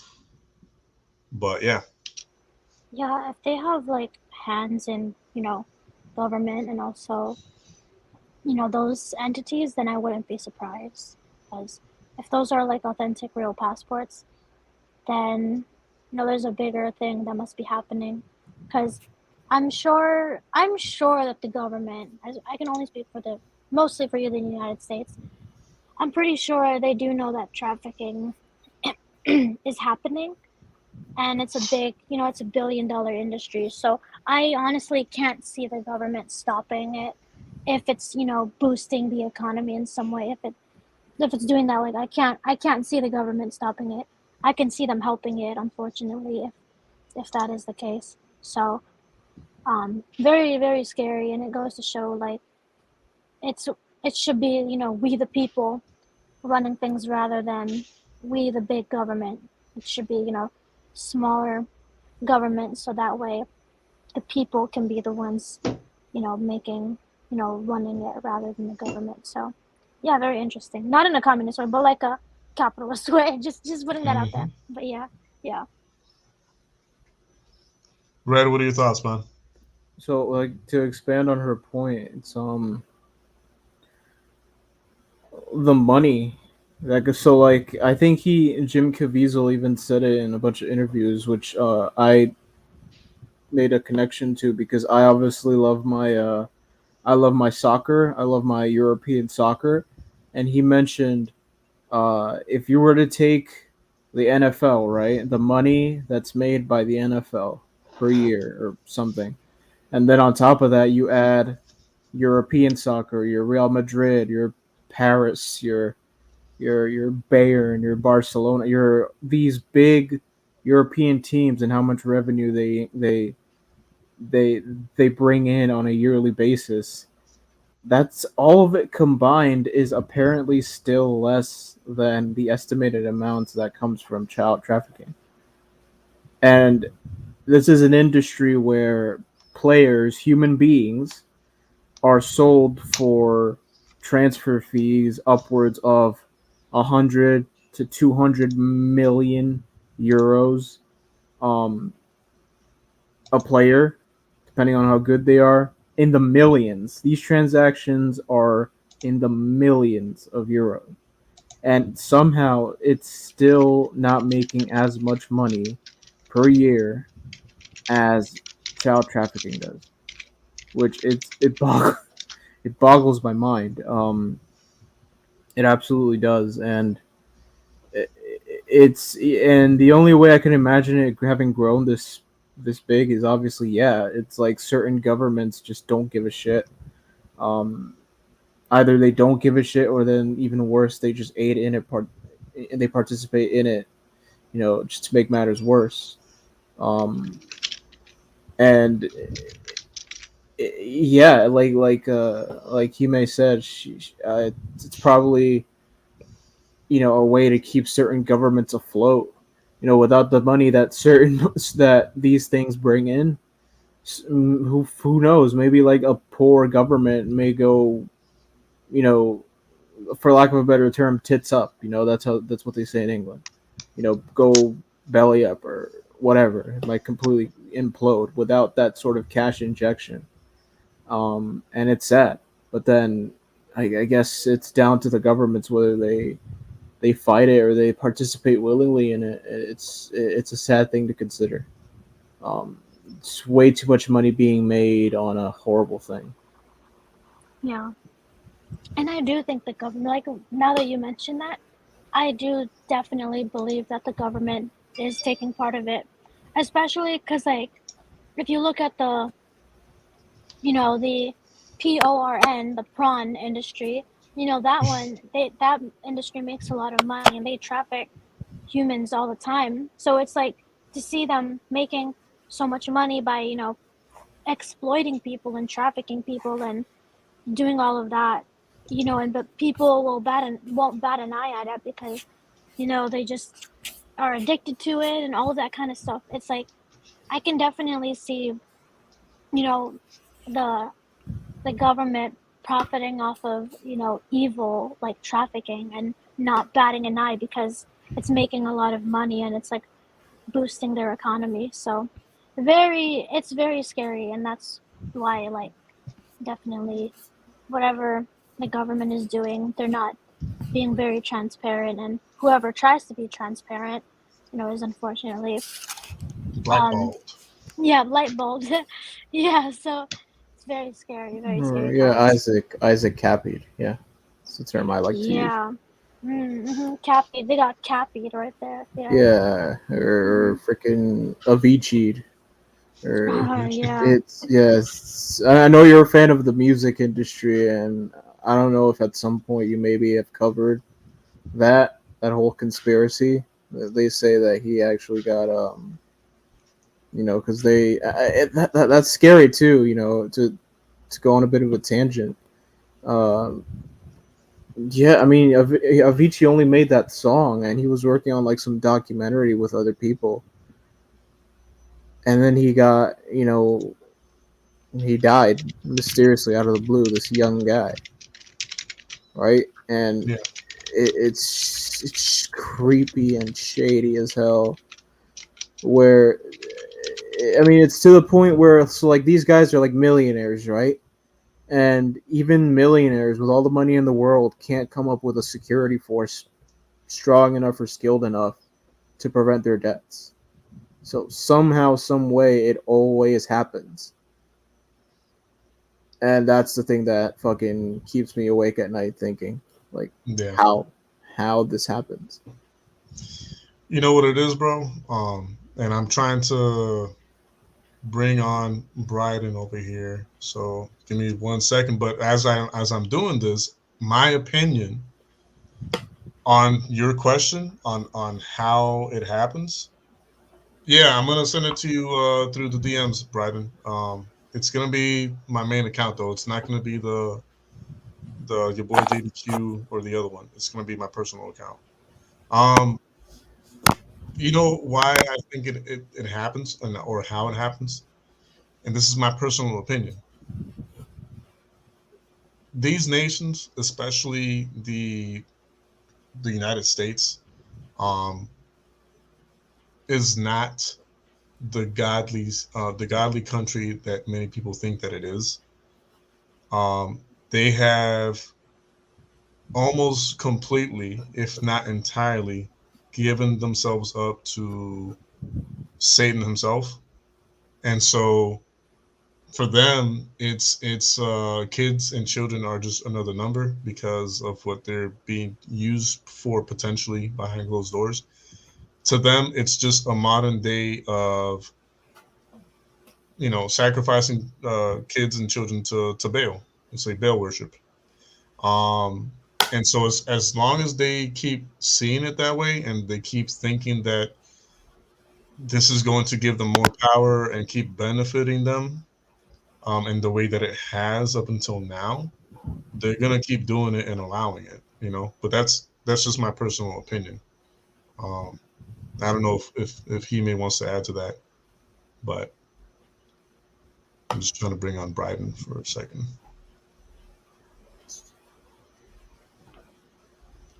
And this sharing link is like really random. I know it's always random, but it's just more random than usual.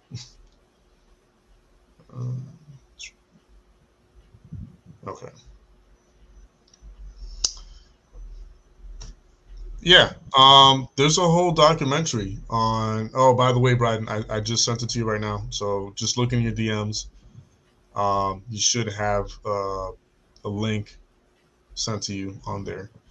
There's a whole documentary on one of the channels that I follow where you see all the occultic stuff that is within, like some of the monuments, like the monuments around the states. Um, there's like Freemasonry stuff built into it or carved into it from like the founding fathers or like people that came afterwards.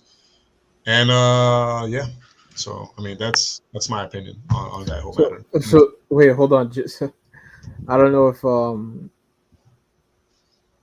like it's so like these cults, right? So like are these cults also rooted in say like your idea? You take your religion very seriously, but aren't so these cults are also rooted in certain people perverting your religion to Right. suit their needs, right?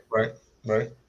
And and then they pervert it far enough to where they accommodate um it's like rewriting the program coding on a computer, right? So it's like yeah, let me bend the rules to where hey, if you let me be alone with your child for a few minutes, you'll get in better graces with God or something like that.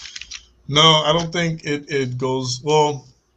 I'm just talking strictly from like strict demented people that would pervert the good religion that people follow. I mean, it's. Well, yeah. Well, I'll put it to you this way: in a lot of like satanic churches,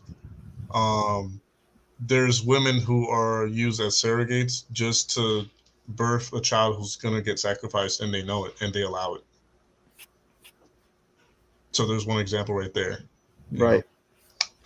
But we'll get into that in another stream because that's a whole conversation right there. But that's like top of my head. That's an example right there to what you're saying. Like, you know, these women that are used for breeding children just to sacrifice them, they're that type of like perverted in the mind, or just they think it's for a better cause, if you will.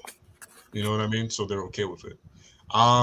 Bryden is here, so I'm gonna bring him on and have him say his piece. Bryden, can you hear me? Hey, how are you? Good, man. God bless you, brother. How's everything? Thanks, man. Not bad, Jorge. You all right, bro? Yeah, I'm doing great. Just here chilling with the brethren, as you can see. I see that, man. Hey, I'd like to, first of all, respect Jaime.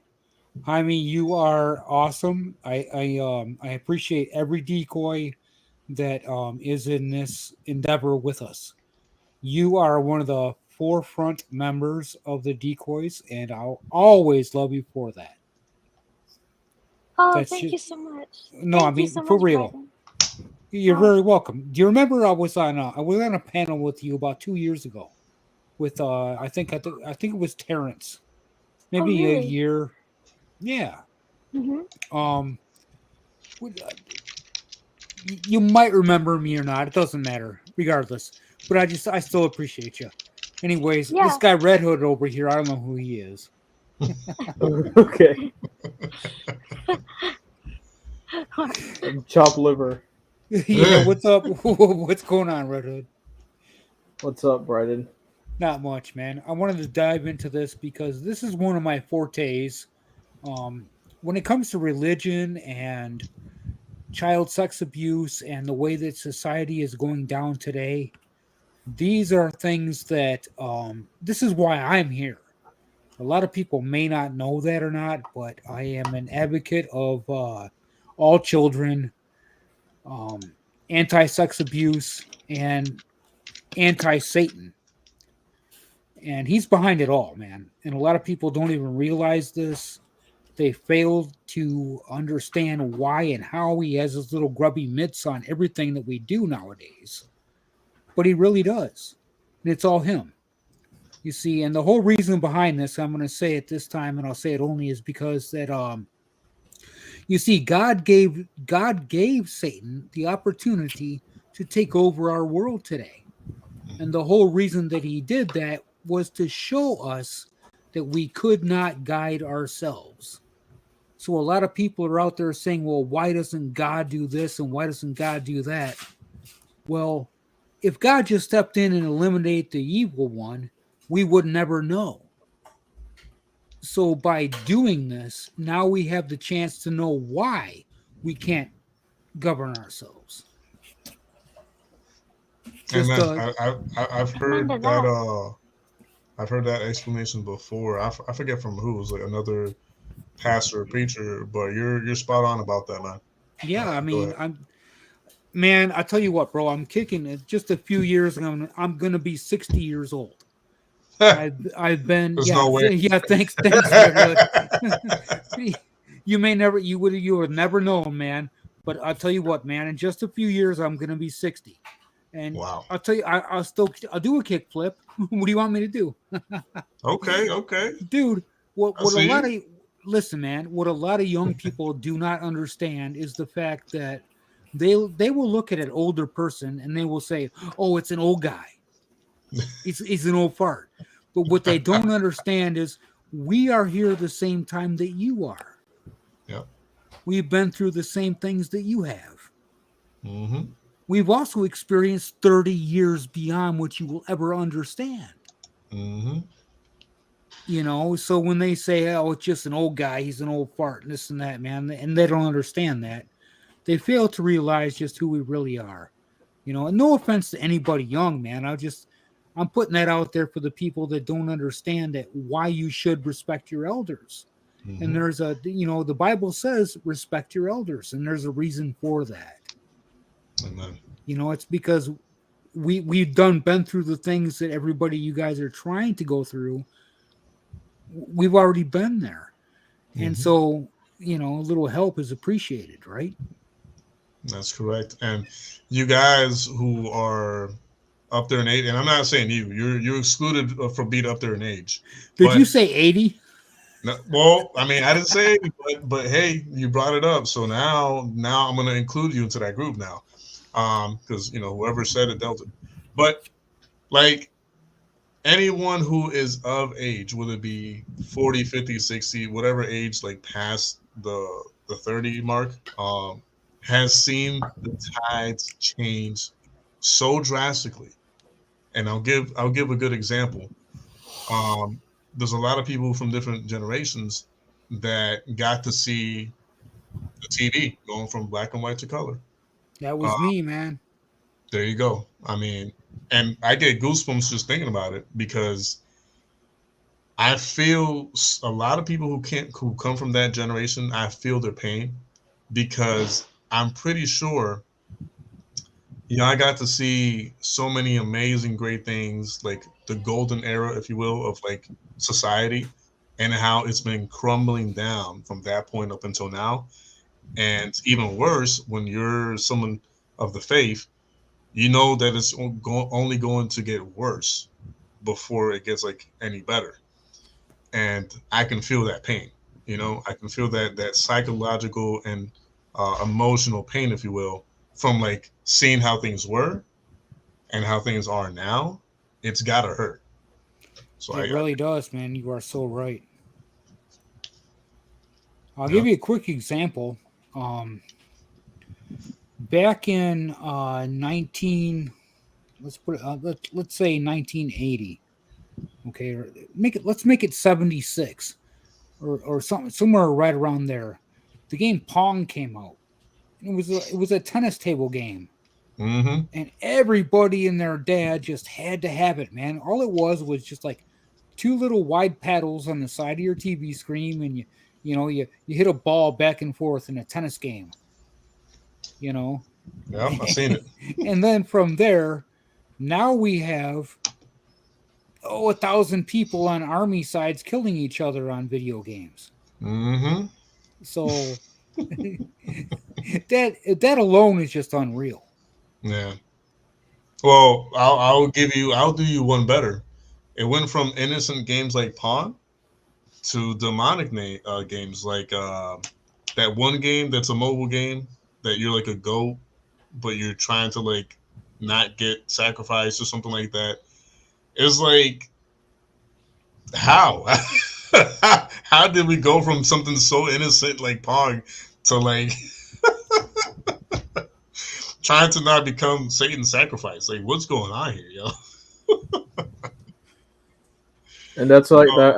I'd also say like that certain games, like we like the group mainstream media thinks of it as a joke. Like YouTube thinks of it like, say, like Sonic.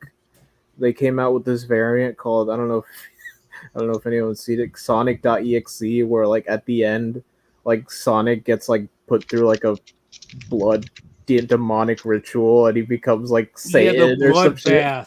Yeah, and then he starts saying something in like Japanese, and when you translate it, it's like, I am the devil, I am all knowing, or whatever the fuck. It's like so like people think of it as a joke, and it's something to be like, oh, like a jump scare, right? But then, who knows? I mean, maybe the creator behind that genuinely meant every demented thing that game said. It's just a perversion of games. Red, I will attribute it to this, okay? Everybody has to have a one-up on something else that was before them, and if you're not going to go, you can't one-up on the good side, because if you're good, you're good, man. There's no one-up. You're decent. But you can always get more evil, and that's the whole point behind all these games, dude. You can always get worse and worse and worse and worse and worse. I mean, how can you ever get better than being good? because there's nothing, you get what I'm saying? There's nothing good on the good side but being good. But if you want to be evil, okay, I'm going to start off stealing a piece of candy. Right? Oh, that's evil. That's bad. You stole something. Well, then what's worse from that? You can always go down, dude. But from the level playing field, and let's look at it from this point of view, how can you go up? You can only stay up. There's no going up higher. There's nothing that you can even, you know what I'm saying, besides putting down what's below you.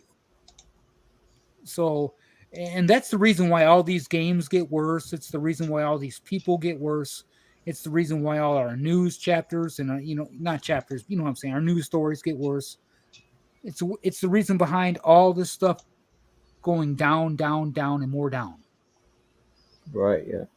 Now, not to interrupt you guys, but to close this tangent up, if anyone needs the greatest example of what we're talking about right now, this movie that I put like on the screen is a must watch. So the premise of this movie, without taking too long, is basically and in the early late centuries or whatever, this guy who's on the cover, he is able to like make this time machine, right? And mind you, in the era where he makes the time machine, like people were like still like like actual genuine like Christian. The society was like still very much like heavy in like going to church. They had the fundamental like family values. Everybody respected each other, blah blah blah, right? But then he sends one of his like associates to go to the future, just to see like how things like turn up. And the guy who he sends to the future, he starts seeing like everything like just cursing in the movies, people like taking God's name in vain, no one respecting each other. He starts seeing all like the downfall of like society, and he can't believe it. He's like shocked that people openly like cuss and curse, and it's a must watch, to be honest with you.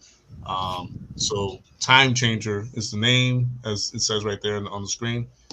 You don't have to buy the DVD. I'm not saying to buy the DVD, but if you can find it anywhere, it's a definite like must watch for sure. Is it like is it bad if we like pirate it?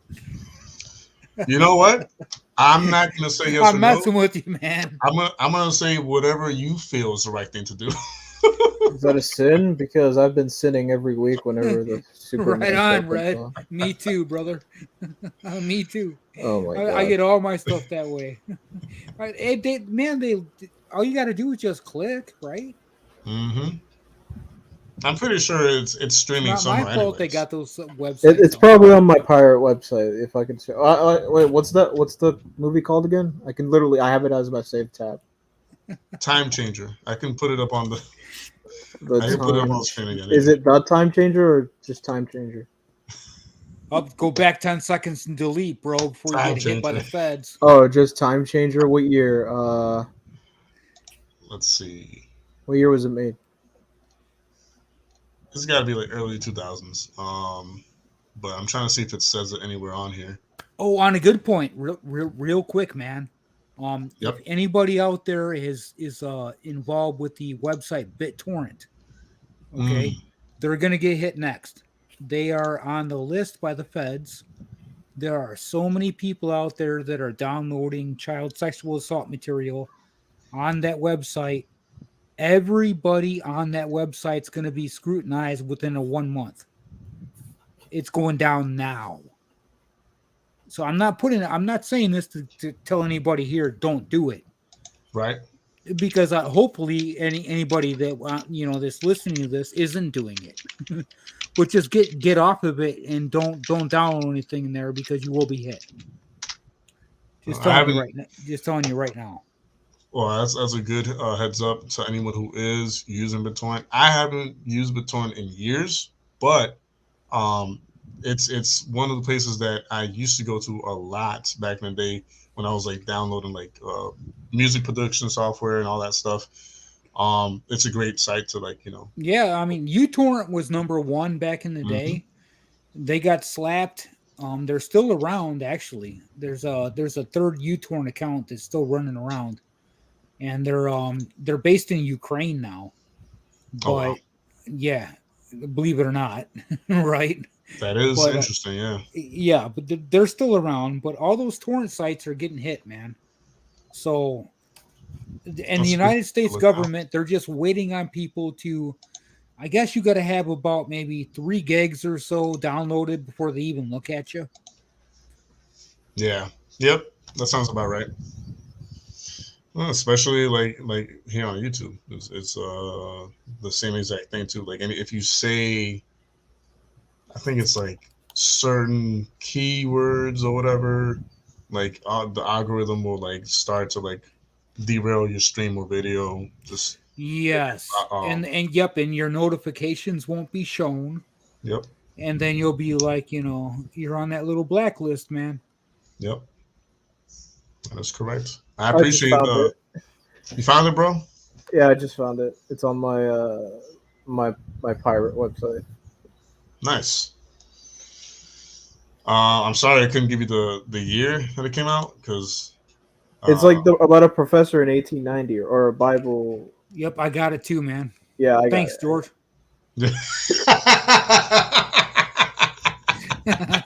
Say my full name, why don't you? It's like we know, bro. Come on. Dogs. I love it. Well, yeah, no. I hope I you think, guys. man. I enjoy it. don't know. I'm not going to say your last name because I can't pronounce it right. I mean, I guess that's a plus in my favor. Not got too it, many brother. people can pronounce it, so Well, I keep not being can't. able to. I'm just saying, man. You know what I'm saying. Oh yeah, I appreciate it, man. But those are good, awesome words of wisdom, brother. And I'm pretty sure I can speak on behalf of everyone here and say we do appreciate the words of wisdom that you bestowed upon us. Um, and we appreciate someone of your age that, number one, you look younger than your age, and You I'm sure talking to everyone will me? agree to that. Yeah, I'm talking to you. Not talking Damn it. to Red. Red looks like he's like the opposite. He's like he's older than what he really is. But in all playfulness and honesty, like I'm sure I can speak on everyone's behalf here and say that we appreciate you. And Well, you know what? The bottom line is, man, is that I just I don't want this stuff to get any worse than what it already is. And I got a family of six kids here chilling in my house, bro. 3 are mine, 3 are my grandchildren, which my son neglected. And I was a victim of child sexual abuse myself. So the last thing that I need is for any of these kids or any of the people that are around me to have to go through the things that I went through as a child. And that's the number one thing that I stick up for. It's the number one reason why I've always been in the community that I'm in. And I'm not going to stop. And it doesn't matter how many trolls come at me, they're not going to take away who I am. You know what I'm saying, man? And that's It just doesn't happen. It's not going to happen. It will never happen. Well, amen to that, and power to you, man. And Thank it shouldn't you. matter. It shouldn't matter. Hey, What and the you know trolls what? do and You've always been a damn good influence to me. Pardon the French. say. You good? Yeah, I mean, because it is a swear word, right? yeah, it is technically, yeah. So just saying, man. Hey, and Red Hood, man, I'm glad to be able to step on a panel with you without getting into an argument, man. I love you, brother. You take care of yourself. Jaime, you are the most awesome decoy. I'm going to step down, you guys. All right, you Thank take you, care, thank Bryden. you, and God Thanks for bless being here, you. Bryden. Thank you so much. All right, take care, guys. God Or bless hey, you, Bryden. be good to yourself and others. Oh, always, man. Always. I have no choice. I'm compelled to. You know it. All right, peace, guys. Yes, sir. Take it easy. That was nice. That was refreshing to have someone who's been part of the community. Well, not only from this community, but from the larger community where this channel stems from. Join us on the panel. So, Bryden, again, bro, thanks for being here. We appreciate it. But yeah, so I'm curious to know between you guys. And I was gonna ask this to Bryden before he left, but um, just interested out of curiosity, and I'll start closing things out little by little. But um, he may first. What percentage do you think, in your opinion, um, of these kids and these children and all that are actually being used for like satanic ritual abuse or anything concerning that matter, and how much are used for anything else? I would say it must be a higher number than people realize, but it's at the moment it's kind of difficult to put a number on it because I feel like I haven't done enough research. But I do strongly believe that it is a lot more than we think. Maybe over like, I would say like a little like over 50%. I would say, but and then the rest would just be like, well, yeah, because one part of my brain is like, well, I wonder if like sexual abuse to these adults, constantly are rewarding a child every single day and like, guys lining up to harm a child. Like to me, or that could be argued as a form of like, that could be argued as a form of sacrifice, and it's demonic nonetheless. Um, so I don't know a certain number, but I do believe it's higher than we realize. Yeah. What about you, Red? What do you think? I'd give credit to the theory or notion that it might be a bit higher than people anticipates. Mostly because, like, for instance, take me when I was in there watching the movie, the whole satanic thing was at the very back of my mind, Mm-hmm. and I focused on maybe the sexual abuse and shit like that. Um, but then excuse me, it got me to think that yeah, it's probably going on way more frequently than people are just letting on or they want to accept, or I don't know, like if people believe in Satan and the devil, um and just like there's many people devoted to God and Jesus, there's people devoted to the that other guy. So he's and it's in particular it's the youth, like the 17, 18 year olds, 16 year olds, the older, more powerful youths. So they're still kids, but they're more powerful, that can easily you know sacrifice a much younger child, a baby, a toddler, or whatever. um, and that's what I'm just realizing now. So it shit goes much deeper than people maybe want to admit, uh, and it definitely goes much deeper than we initially thought. Because again, it's just not at the front of everyone's minds. Like people just think, oh yeah, it's sexual abuse, that's it. No, like there could be tons of other shit that these kids are being used for, and the satanic the satanic stuff. It's unfortunately one of the ones that's more prevalent the more I'm looking into it. So it's sad. So, and I know Hime's gonna back me up on this. Red, it was black pill now. I know Hime's gonna back me up on this. Even biblically, there's always been power in the blood, and I'll explain and expand on this real quickly because I'm gonna start closing things out soon. But so, for example, before before Jesus died on the cross and sacrificed himself, basically, um, people always had to like kill a pure, clean, the most pure and clean animal or like lamb for forgiveness and all this other stuff, which is the reason why you know Jesus had to kind of like be that perfect sacrifice, that last perfect sacrifice, once and for all, like to die for our sins in our place, right? But Yeah.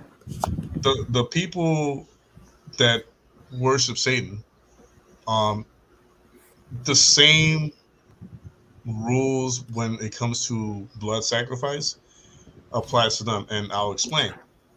So, like, people who are in Satanism and all that, devil worship, and I'm talking about like the higher ups. Um, it's not only their belief, but it's the actual case, sadly, that when they seek more power and more influence and more, whatever they're after, they do have to make like human sacrifices. But not only that, the younger the person that is sacrificed, the more power they gain. So that's where you have a lot of these people who not only are devil worshippers or saint worshippers, but they're like part of the elite class. That's where you have a lot of them, like sacrificing like kids, children, babies, and all that, because they're after that power. They're after that, and I will say this, and I've said it in the past. A lot of people, because of what they've seen in shows and movies, um, having magic fantasized, or fantasticalized, or however you want to like phrase that, um, they don't think that it's real. They think it's like, oh, it's fun to think about, but it's not real. No, no, no. Magic is real, and there's a reason why God warns against it, and why God pretty much like forbids it. It's not because just because he's a jealous God and that's it. It's because magic works, but like as I said last time, it works through Lucifer himself. He's the one giving the power and giving all these things to the people who are like worshiping him and all that. But obviously, if you're doing all that, you're headed down the wrong path if you don't repent, if you don't turn from your ways and turn to Jesus. So it doesn't matter what power the devil gives you if you're like having to sacrifice a human being or an animal or a baby. Like if you don't turn away from that, you're headed down, to hell with him.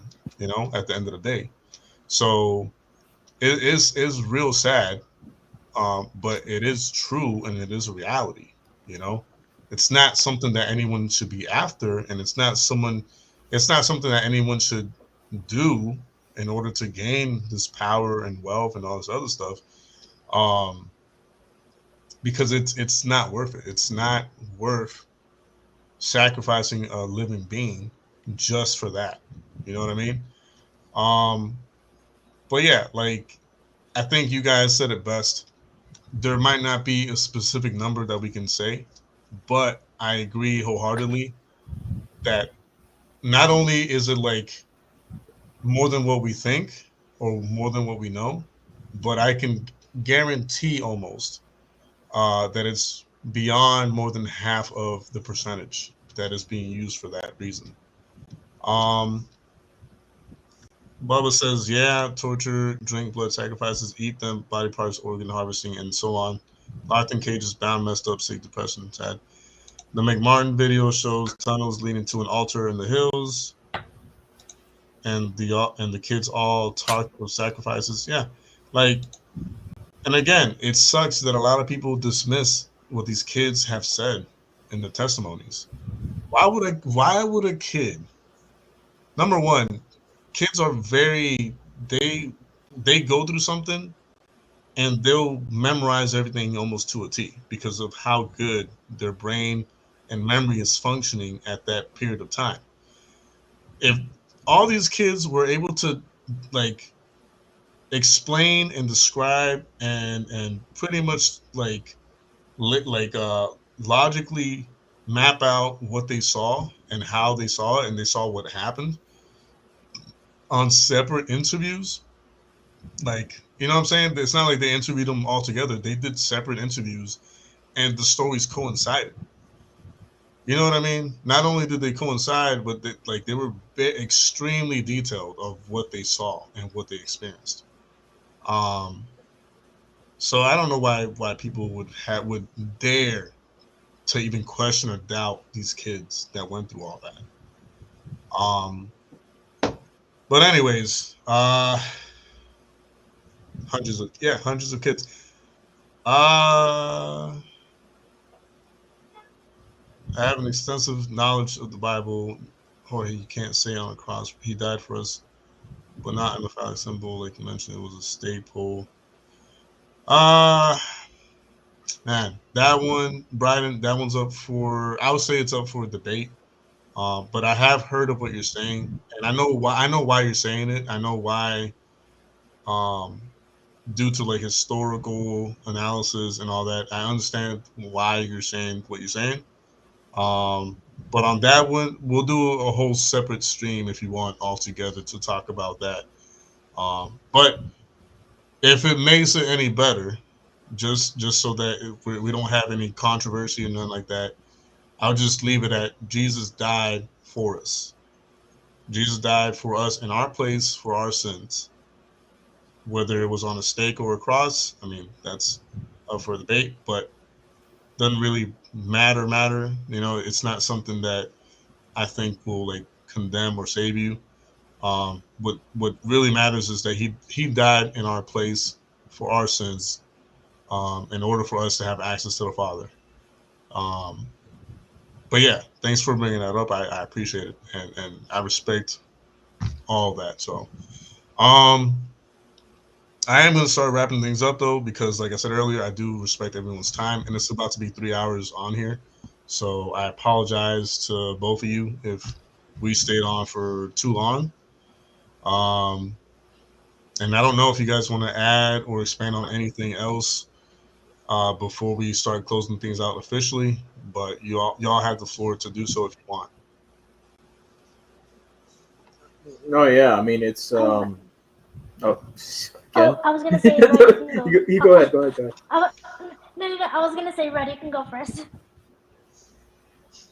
Okay, fine. Yeah. I mean, it's I don't know. It's well, it's an interesting thing, and it's something that I like exploring, and it fascinates me because there's as much as many people like to say things are black and white, not everything is black and white. Like there's people seemingly on the side of the righteous that are secretly pulling the strings, and then there's people who may be on the side of the not so righteous that are secretly working in favor towards a better tomorrow.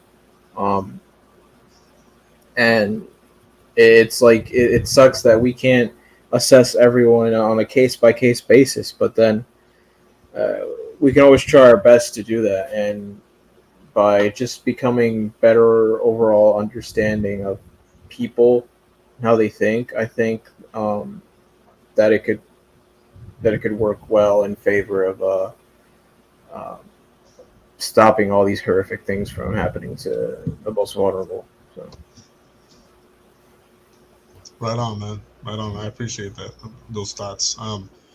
And to be completely honest with you, I just saw something as you were saying what you were saying that might complement it a little bit. Apparently, Trump, if elected, would propose death of any human trafficker. I need to just make sure I read that clearly. The death penalty. Yeah. So it says here, yeah, Trump proposes death penalty for human trafficking. I mean, whether it would go through or not, we don't know. But the fact that someone is proposing that, yeah. If dying doesn't deter you, I mean, I don't know what will. Mm-hmm. I mean, it's so messed up. If I don't even know if dying doesn't deter you, yeah, you're more than a lost cause. Yeah. What do you think about that, brother? Yeah, H? I'm very supportive of President Trump bringing death penalty to traffickers. It's like if you're, as he said, if as Red, yeah, as Red said, if that's like not a deterrent, then that's pretty, that's pretty evil if somebody's gonna continue doing that to a child. There's also, yeah. So that I hope, and I know that like it's very likely that Trump would, if he gets elected, that he would do it because when he was president, I mean, he was very adamant about keeping, honoring the things that said he would do. So if I'm hoping that America, votes responsibly, but yeah, I mean, and again, like there's creeps and weirdos on all sides, but yeah. Yeah. With me, man, I know a lot of people like probably get stressed out listening to when it comes to like this specific matter. They probably like cringe a little and they're like, "Ah, come on, man, you're too nice" or whatever. What I would do, because sadly, and I've said this in the past, so it shouldn't be too much of a shock or surprise. I say like, sadly, everyone deserves like a second chance. So what I would do is if the person is indeed a human trafficker or child trafficker or whatever, I would definitely give them like life in jail. Um, but also on top of that, before doing that, I would probably like process them and put them through like a very intense, rigorous like lie detector scenario and be like on the spot, like, hey, if you hadn't been caught, would you have been still doing this? Yes or no? If they say yes, they get the death penalty right there and then. If they say no, they get life in jail. You know what I'm saying? With no chance of parole, no bailing out, nothing like that. Just straight up life in jail, and you're just gonna rot there. Um, I put him through people's elbow, bro. We're getting stone cold stunner, bro. But yeah. I mean, yeah, it's hard to. I mean, I don't know. That's why. This might be a personal question. Is that kind of why? I mean, did you ever think? Like, were you always, Obi-Wan Kenobi, or did you ever think that? Did you ever think that if you were face to face with one of these guys, you'd completely, obliterate them? No, I've always been Obi-Wan Kenobi. Oh. I have I have So I don't know. uncivilized. I don't know how to explain it. I'm just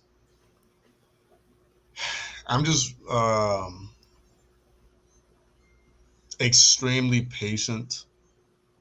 Um, because the thing is, we're not judge or executioner, nor should we take that spot or place or position to be judge or executioner. Um, and obviously, it should be dealt with, and it should be dealt with in a legal matter and as best as possible. Um, but I really do try my best to put myself in a lot of people's like shoes. Like, what if this was like my son? What if this was my brother? What if this was my nephew? What if this was my cousin? What if this was my so and so, so and so, so? Exactly. Yeah. Would I just like straight up just smack their face or like kick them and trample them or be violent with them or whatever like on the spot just because of what they did or what they're doing? It's tough. I try my best to put myself in people's shoes. Um, what if I was that person? You know what I'm saying? Like, and I just always understood that sure these people should be handled and should be dealt with, but number one, as legal as possible, so that there's no one's being sued for anything. That's one, and number two, in some way, shape, or form, give them a chance to like repent and turn from their ways in jail. That's why I say they could rot in jail like until they die, but at least you're still giving them a chance for them to redeem themselves in there. Right. Um, Yeah. Exactly. that's the way I've always looked at it. And And I felt that way more towards the younger people, right. where like I wasn't gonna like I always go back to the example of Mike Carter, like that predator that Alex got. Old motherfucker, 60 Right. years of experience, 60 years of knowing what's right and what's wrong. Hmm. Um, I'm obviously, people can use this, oh, they're all the same, they're all the same. In my eyes, not really, because, um, it could be like the more dubious that and the harder it gets to, um, you know, uh, to just write someone off and say, like, if they're like 20 or something, or even a younger a bit, and they did something a bit, sus. I'm like, there's time to put them on the right path and not have their entire lives ruined. Depends on the severity, obviously, and it's on a case by case basis. But uh, I have no sympathy and no patience for these older guys that years, decades of experience, years of knowing what's right and wrong, um, years of potentially having been a trusted individual, um, and they still do it. Years, right? Hmm. And it's I don't know, and this question of redemption. I don't know if you're familiar with the story of Anakin Skywalker.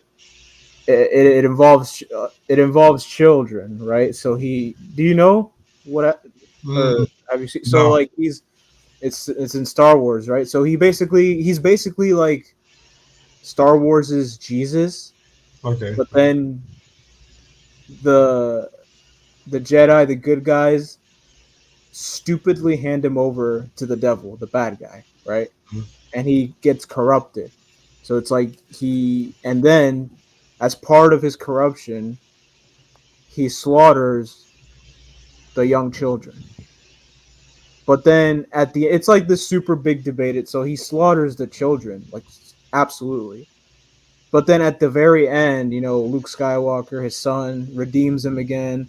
He It's one of the most controversial things, especially I want to bring it up since we're on the topic of kids, because like this guy, it's just a thought experiment. He slaughtered kids, but then at the very end, 5 movies later, or 3 movies later, he gets redeemed. He becomes one with the good side of the force. It's and it's a stark contrast. Like, is it just that that's a work of fiction and they just accept it, or is that indicative as to what people really think? Like, how far is that indicative of how far people can go and still be redeemed? Is that what people really think of how far you can go and still be redeemed, or something like that? I don't know. It's a question to to to think about, and I always it's not a concrete answer, obviously, because Right. bunch of things go into it, and it's lots of stuff that go into determining those factors. But it's just the question of, yeah, how far in certain people's perspectives do people need to go before, like, where's your cutting board, where, like, what small action, what interval is there between, hey, I can no longer redeem you, and then, yeah, I can redeem you, or something, or you can be saved internally and externally. So the last comment, in movies, yes, but Dahmer couldn't be redeemed. Yeah, it's true. Well, hold on. I'm glad that's brought up because I Oh was wait, he got baptized, right? right Yep. in jail. He got baptized and he basically did like a 180. You know what I mean? Um, so the problem is that we as humans, and I'm even including myself in here, even though I don't think that way, but I'm gonna generalize it. We as human beings, it's like if we don't see violence or punishment in a very aggressive form or a violent way, or death or whatever, we don't deem that person being able to be redeemed or whatever. But and I know Hime is gonna probably bring this up. When Jesus was, sacrifice, giving himself up in our place, um, he told the thief next to him, like, hey, you're gonna be like with me in paradise or whatever, right? So we don't know what that thief on the side of Jesus like did or went through. He might have been, you know what I'm saying, the biggest thief of all time. Maybe he robbed everyone there. Maybe he killed people along the way. We don't know what he did to earn that spot. You know what I'm saying, next to Jesus. But apparently it was really bad because that was one of the worst punishments at the time. So it was bad. So if Jesus told him that he was going to be redeemed, and he probably did whatever he did, then there always is through Christ, okay, and through Christ alone, there's always redemption. The problem is that when we're faced with a situation where we become judge or executioner or whatever, like we don't think of ways of like, you're gonna be punished for sure for what you did, but you're also going to have that opportunity to be redeemed between like you and God. That being said, he may take it away. You're gonna say something. Yes, I actually just pulled out my Bible for this. So, yeah, so going back to the death penalty, I do think, well, it's kind of something that I'm still like thinking about. Like, I don't know if I'm completely for or completely against the death penalty, because I do think it's a case by case basis. So, for example, like I was watching, I recently just got back into true crime, and I was watching this documentary on Netflix about the Boston bombers, and like I never knew that, or I didn't know that one of the brothers that did the bombing was more radicalized than his younger brother, who kind of, to his peers and to his mentors and to the people around him, he seemed like the kind of kid to like go with whatever his older brother is doing. So it's like, he was very social, he was very friendly, he was funny, he had a riz. But then like when his brother that he looks up to is kind of like telling him like, hey, let's go do this, then it kind of like brings into question, well, because if his brother was still alive, he would definitely have the death penalty.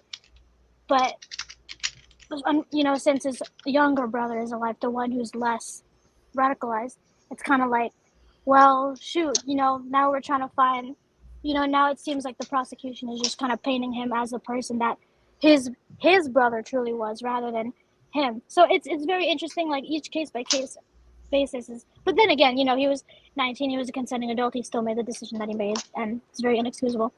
But going back to the death penalty, it's like, as a Christian, I do believe that the Lord can reach out to anybody, kind of like how the Lord, Jeffrey Dahmer, he got baptized and then he made a 180 in prison.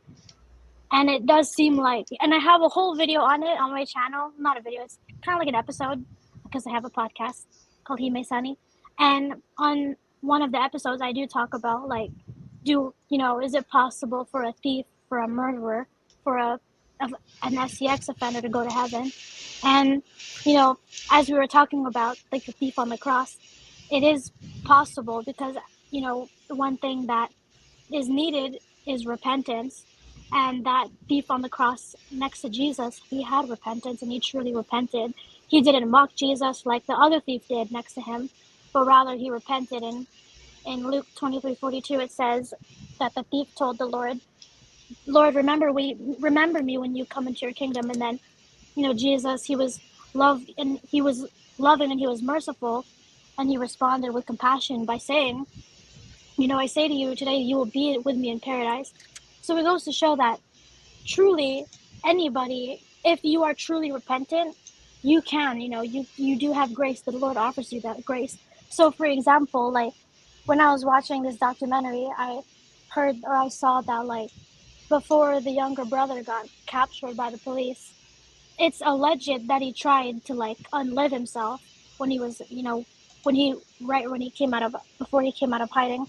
And to me, I see that as like, wow, what if the Lord is like reaching out to him and saying like, no, like, don't unalive yourself. Like, I want to give you this opportunity to be alive and to have this opportunity to know me and to, be forgiven and to repent of what you did.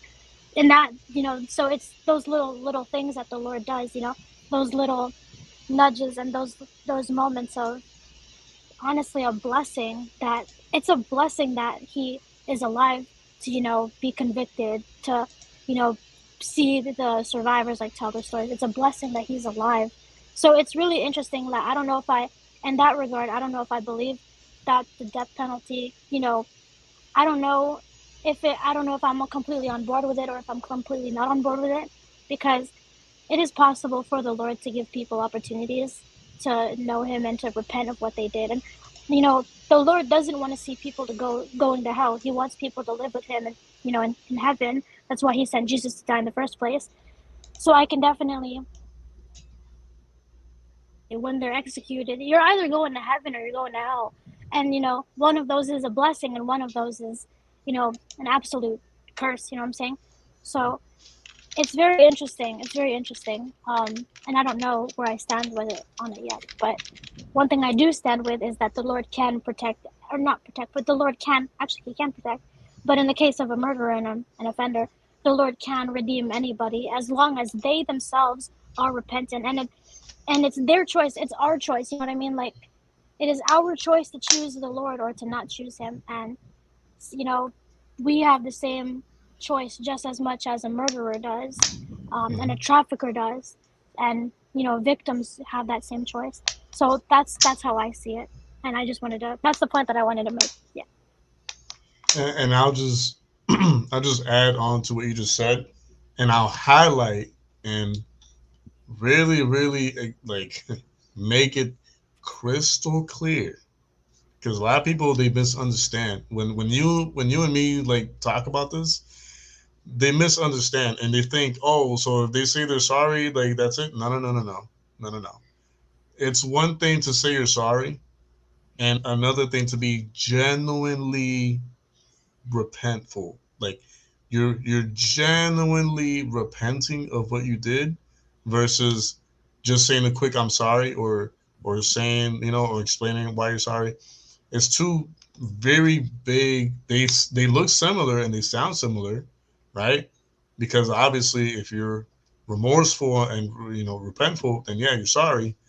But it's one thing to say that you're sorry, and another thing is to like really display and be genuine about it. The thief on the cross was genuinely sorry, and that's why he got that second chance that he did.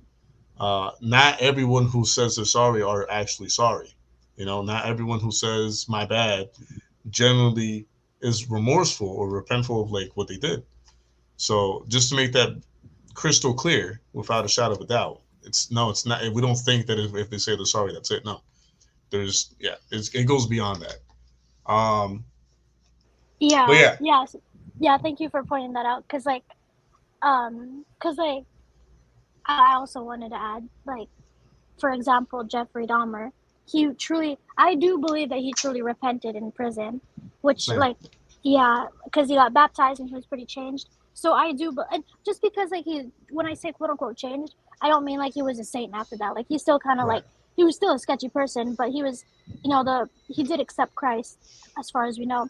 But for example, like Ted Bundy, on the night before he died or he was executed, or a couple nights before he was executed, a pastor came to visit him, to pray with him, and give him the Bible.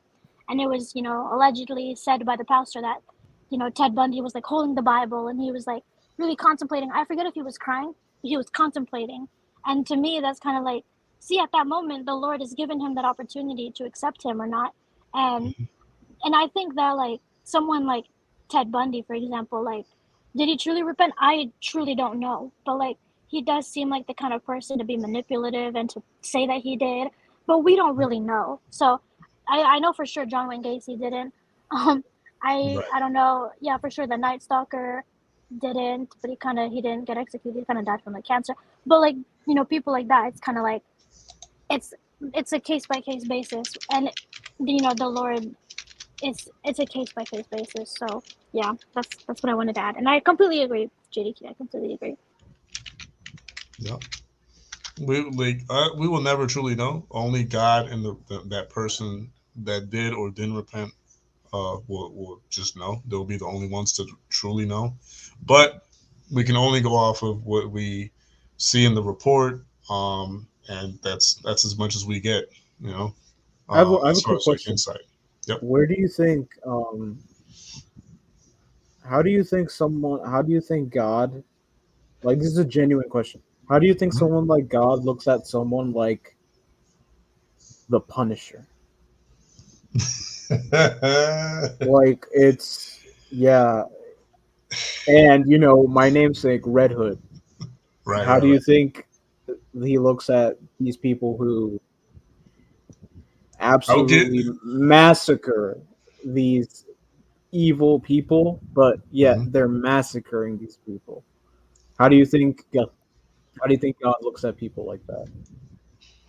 I'll give you a very playful yet realistic dramatization opinion of what I think, how he looks at it. So as he's watching all this happen, he's probably like, you know, it's not right, but I'll give it to you. It's one way of doing it. It's not how I would do it, but I mean, I could have saved that one. Oh no, I was gonna do something with that person's family. Great, now I have to draw up a new plan. Oh wait, what are you doing with that one? I was, He said, "Oh, I was gonna make him slip on a banana peel and break his neck." Oh, you're yeah, disemboweling? No, okay, okay, yeah, exactly. okay. Like no, put the machete down. Oh Oh, damn it, man, damn it! the You're kid going was to hell watching. now. But Yeah, I'm gonna have to send you to hell. But thanks, bro. You saved me from doing. it was like, man, like, okay, that one I was going to dispose of the other day, so that's fine. But Okay. no one really like knows. It's a tough question to answer because, like he may said earlier, God doesn't want anyone to like go to hell. He wants to, bring as many people and creations as he, made to his heavenly kingdom. So if we just, because trust me, bro, I've thought about it so many times. I've thought about like getting myself like some good weaponry, some good protective gear, and just closing down some of these trap houses and these like drug places. I've thought about all that. I've thought about like, you know what I mean, like doing That's something what like, that's what I'm saying, because someone like the Punisher could be real. Like yeah, it's a human walking armory that just goes around mowing all these horrible people down with guns, whatever. And then I'll even go as far as to say, canonically, Ghost Rider isn't an agent of hell. He's an agent of God. Like, canonically, hmm, and then the only person who can kill a Ghost Rider is the God himself. So he acts as an agent of God, but then, like, upon look, he's like a literal demon. He's like a devil, right? But then yeah, he acts in service of God. So it's like, it's a question. It's been like, how does God look at um soldiers, regular soldiers? Like, yeah, they're murdering people overseas, hmm, but then again, it's in service to prevent worse things from happening, to right, protect their homeland. I mean, yeah. I'm there's a lot sure, of gray area there that I don't feel is explored a lot. yeah. I'm sure, because for example, like in times of Moses, when the whole like plagues were like attacking like the Egypt and all that, the guy did send the angel of death. You know what I'm saying, to like basically go door to door and like kill like the firstborn or whatever. That would be the equivalent of Ghost Rider in that moment. But there was a purpose for it. There was a purpose behind it. It's not like he was just doing that just to do it. You know? Oh yeah, did he send to kill the firstborns Right. of like the pharaoh, right? Well, he sent to and correct me if I'm wrong, Hime. But he sent the angel of death to kill the firstborns of whoever didn't have the blood of the lamb on the marking of their homes. So Right. technically, no one had to die, but those who didn't, heed to the warning were, were going to succumb to the consequences. You can correct me if I'm wrong, Hime. I saw the Charleston Heston movie, and yeah, because I saw him after he was trying to pray to like Anubis or whatever the hell his name is to bring his son back, like his god.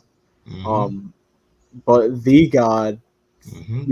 like it was like the green mist, right? That swept through the entire city and it was Exactly. killing children left, right, and center. Hey, it's something like that. Those who didn't have the mark, Yep. um, were not spared, unfortunately.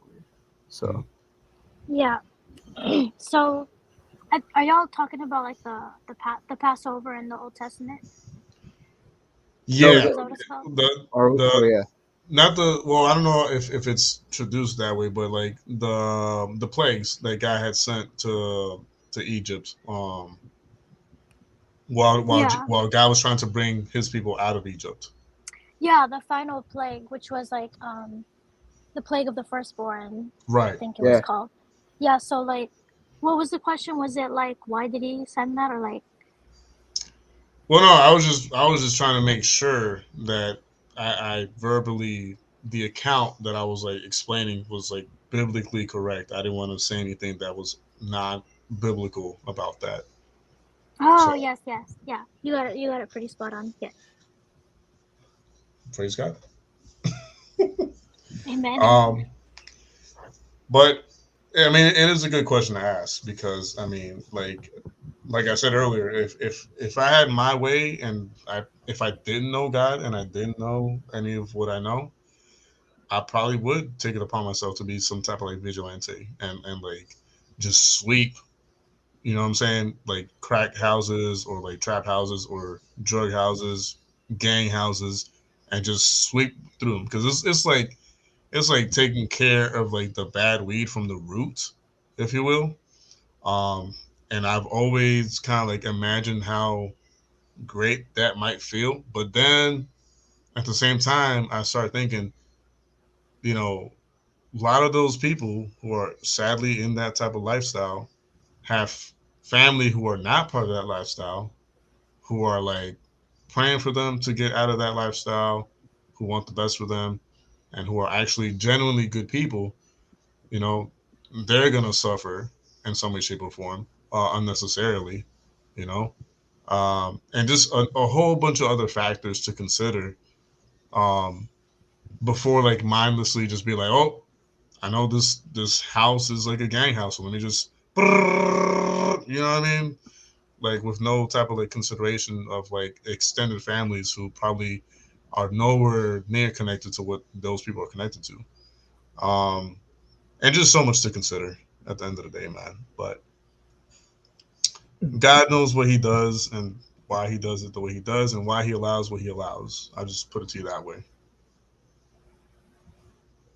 So there will be a time where the the good and faithful will be separated from the weed.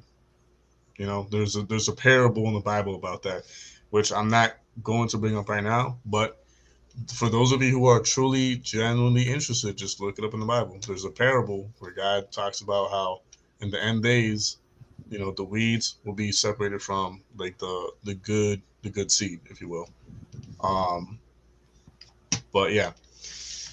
Anyways, guys, you have any last words? Because I will start officially wrapping things up right now. So if you guys have I'm final good, words, bro. Thanks for having me up once again. thanks for being here, man. I appreciate it. Yeah, thank you for having me on again. I'm glad I got to elaborate a little bit and say my words. Amen to that.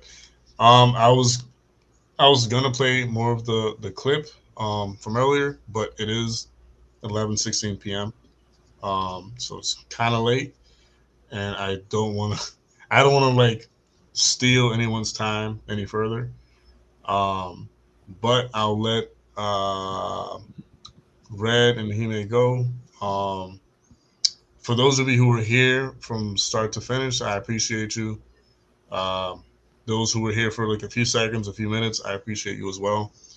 If you're wanting to, you don't have to, you don't need to, but if you're wanting to subscribe to Red or Hime's channel, I highly encourage it. I highly, highly recommend it. Don't take my word for it. I'm pretty sure everyone in the live chat could attest to like them being like great content creators. I still have to brush through a lot of videos that she has, my apologies, on her channel. Because I did start watching something the other day, but I want to follow through and watch more of her content.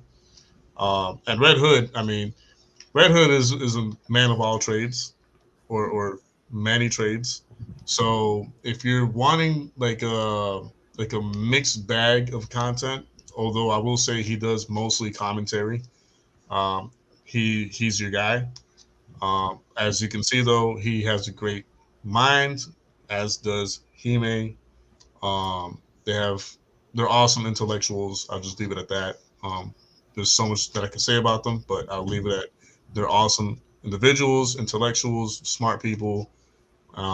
They're great people to have deep conversations with, and I recommend them to anybody and everybody. So, um, on top of that, if you're wanting to bless the channel and you're trying to bless your boy here, my family, the team of Vision IB TV, there's ways of doing that within the description area or the banner that's pretty much floating under us right now.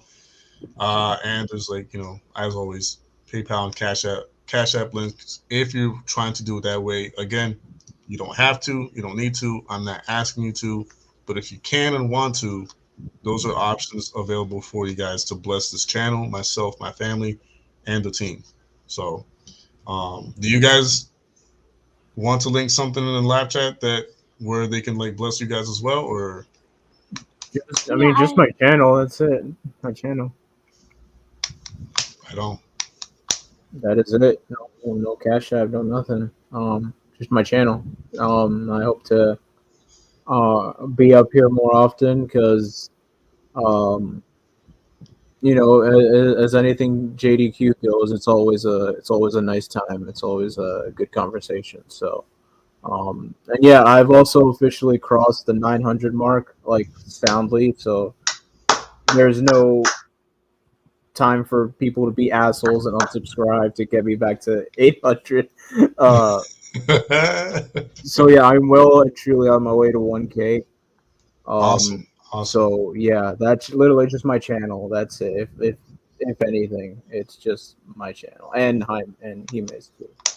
I don't know how many subs Hime has, but yeah. By all means, yeah, definitely keep subscribing to Hime's channel as well. Hime, you were gonna say something?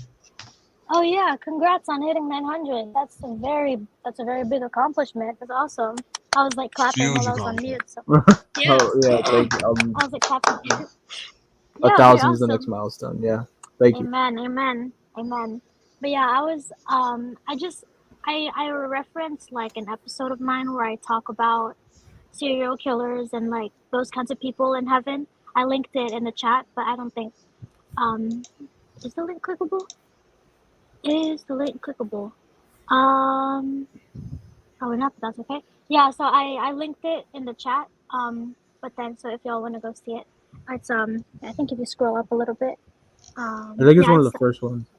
Yeah, it's the one right there with all the mugshots of the 70s and 80s. Oh, nope, not those yet, but they're not mugshots yet. This one. Can't even people go to heaven. That's what I was looking at earlier. Okay. Yes. Yeah, so that one is the one that I was linking / talking about. It's pretty cool. I dive a lot deeper into it. So, yeah. Well, hold on. Let me do you one higher here and also copy and paste it into the live chat just in case, because I'm not even sure if there is any trouble with them clicking the link, but there it is. again, just in case. Cool. And obviously, I'll definitely look at that with the team on a separate stream. But yeah, that is the channel of Hime. And of course, if you're not subscribed to her already, do so ASAP. But that being said, blessings and love to every single one of you guys. To my special guests, thank you for being here. I appreciate it. To the ones watching this live, I appreciate you spending time with every single one of us. And for those of you who watch this afterwards, thanks for taking the time to watch this 3-hour and 36-minute stream. I appreciate it. I don't know when you're going to find the time, but hey, I appreciate it in advance. And apparently, Hime is not modded, and I will take care of that right now. Actually, you know what? Let's take care of that right now, because before we go, that way I can actually be at peace with myself and not have nightmares of not modding Hime on my channel. Let's do it right now. Which I'm surprised, because I could have sworn you were, but I guess that's just on the JDQ channel. So. Oh yeah, Papa. It's all good. Just waiting for this thing to load. It's taking forever. But we'll do an actual live feed of this moment. Dun, dun, dun, dun. All right, so should be an option coming up in a second now. Y'all see how it's like taking forever to like load in general, right? Okay. Yeah. Yeah. Let's see if Red must be extremely tired, because I've only ever heard Red like yawn like once. No, I've been getting up a lot earlier recently. You know, my bedtime's like all out of whack ever since college started. And then I don't know, I might be going back, I might not. I might be going back late, maybe starting out the winter semester, but I don't know. It's all up in the air. I'm just trying to fucking. I'm not much of a. That's one thing about me. I'm not much of a future guy. I'm more of a now guy, and that could either be a very big detriment or something really, really nice. So I'm more of a now guy. So, hey, just taking it day by day. So. All right. Well, either way, I hope you get your rest. To the both of you actually, because I know, you understand. I understand you have like is it 1 or 2 jobs or something like that? Yeah, 2 jobs. 2 jobs. So yeah, I hope you get your rest as well. So. Thank you. But Likewise. you guys, the both of you and everyone in live chat, y'all stay safe and blessed out there. We are approaching the end times, so the closer you are to God, the better. But hey, I don't know anything, right? Who am I? Just a friend and a brother that cares for every single one of you. So that being said, I'll let every single one of you go. And this was JDQ with Vision iView TV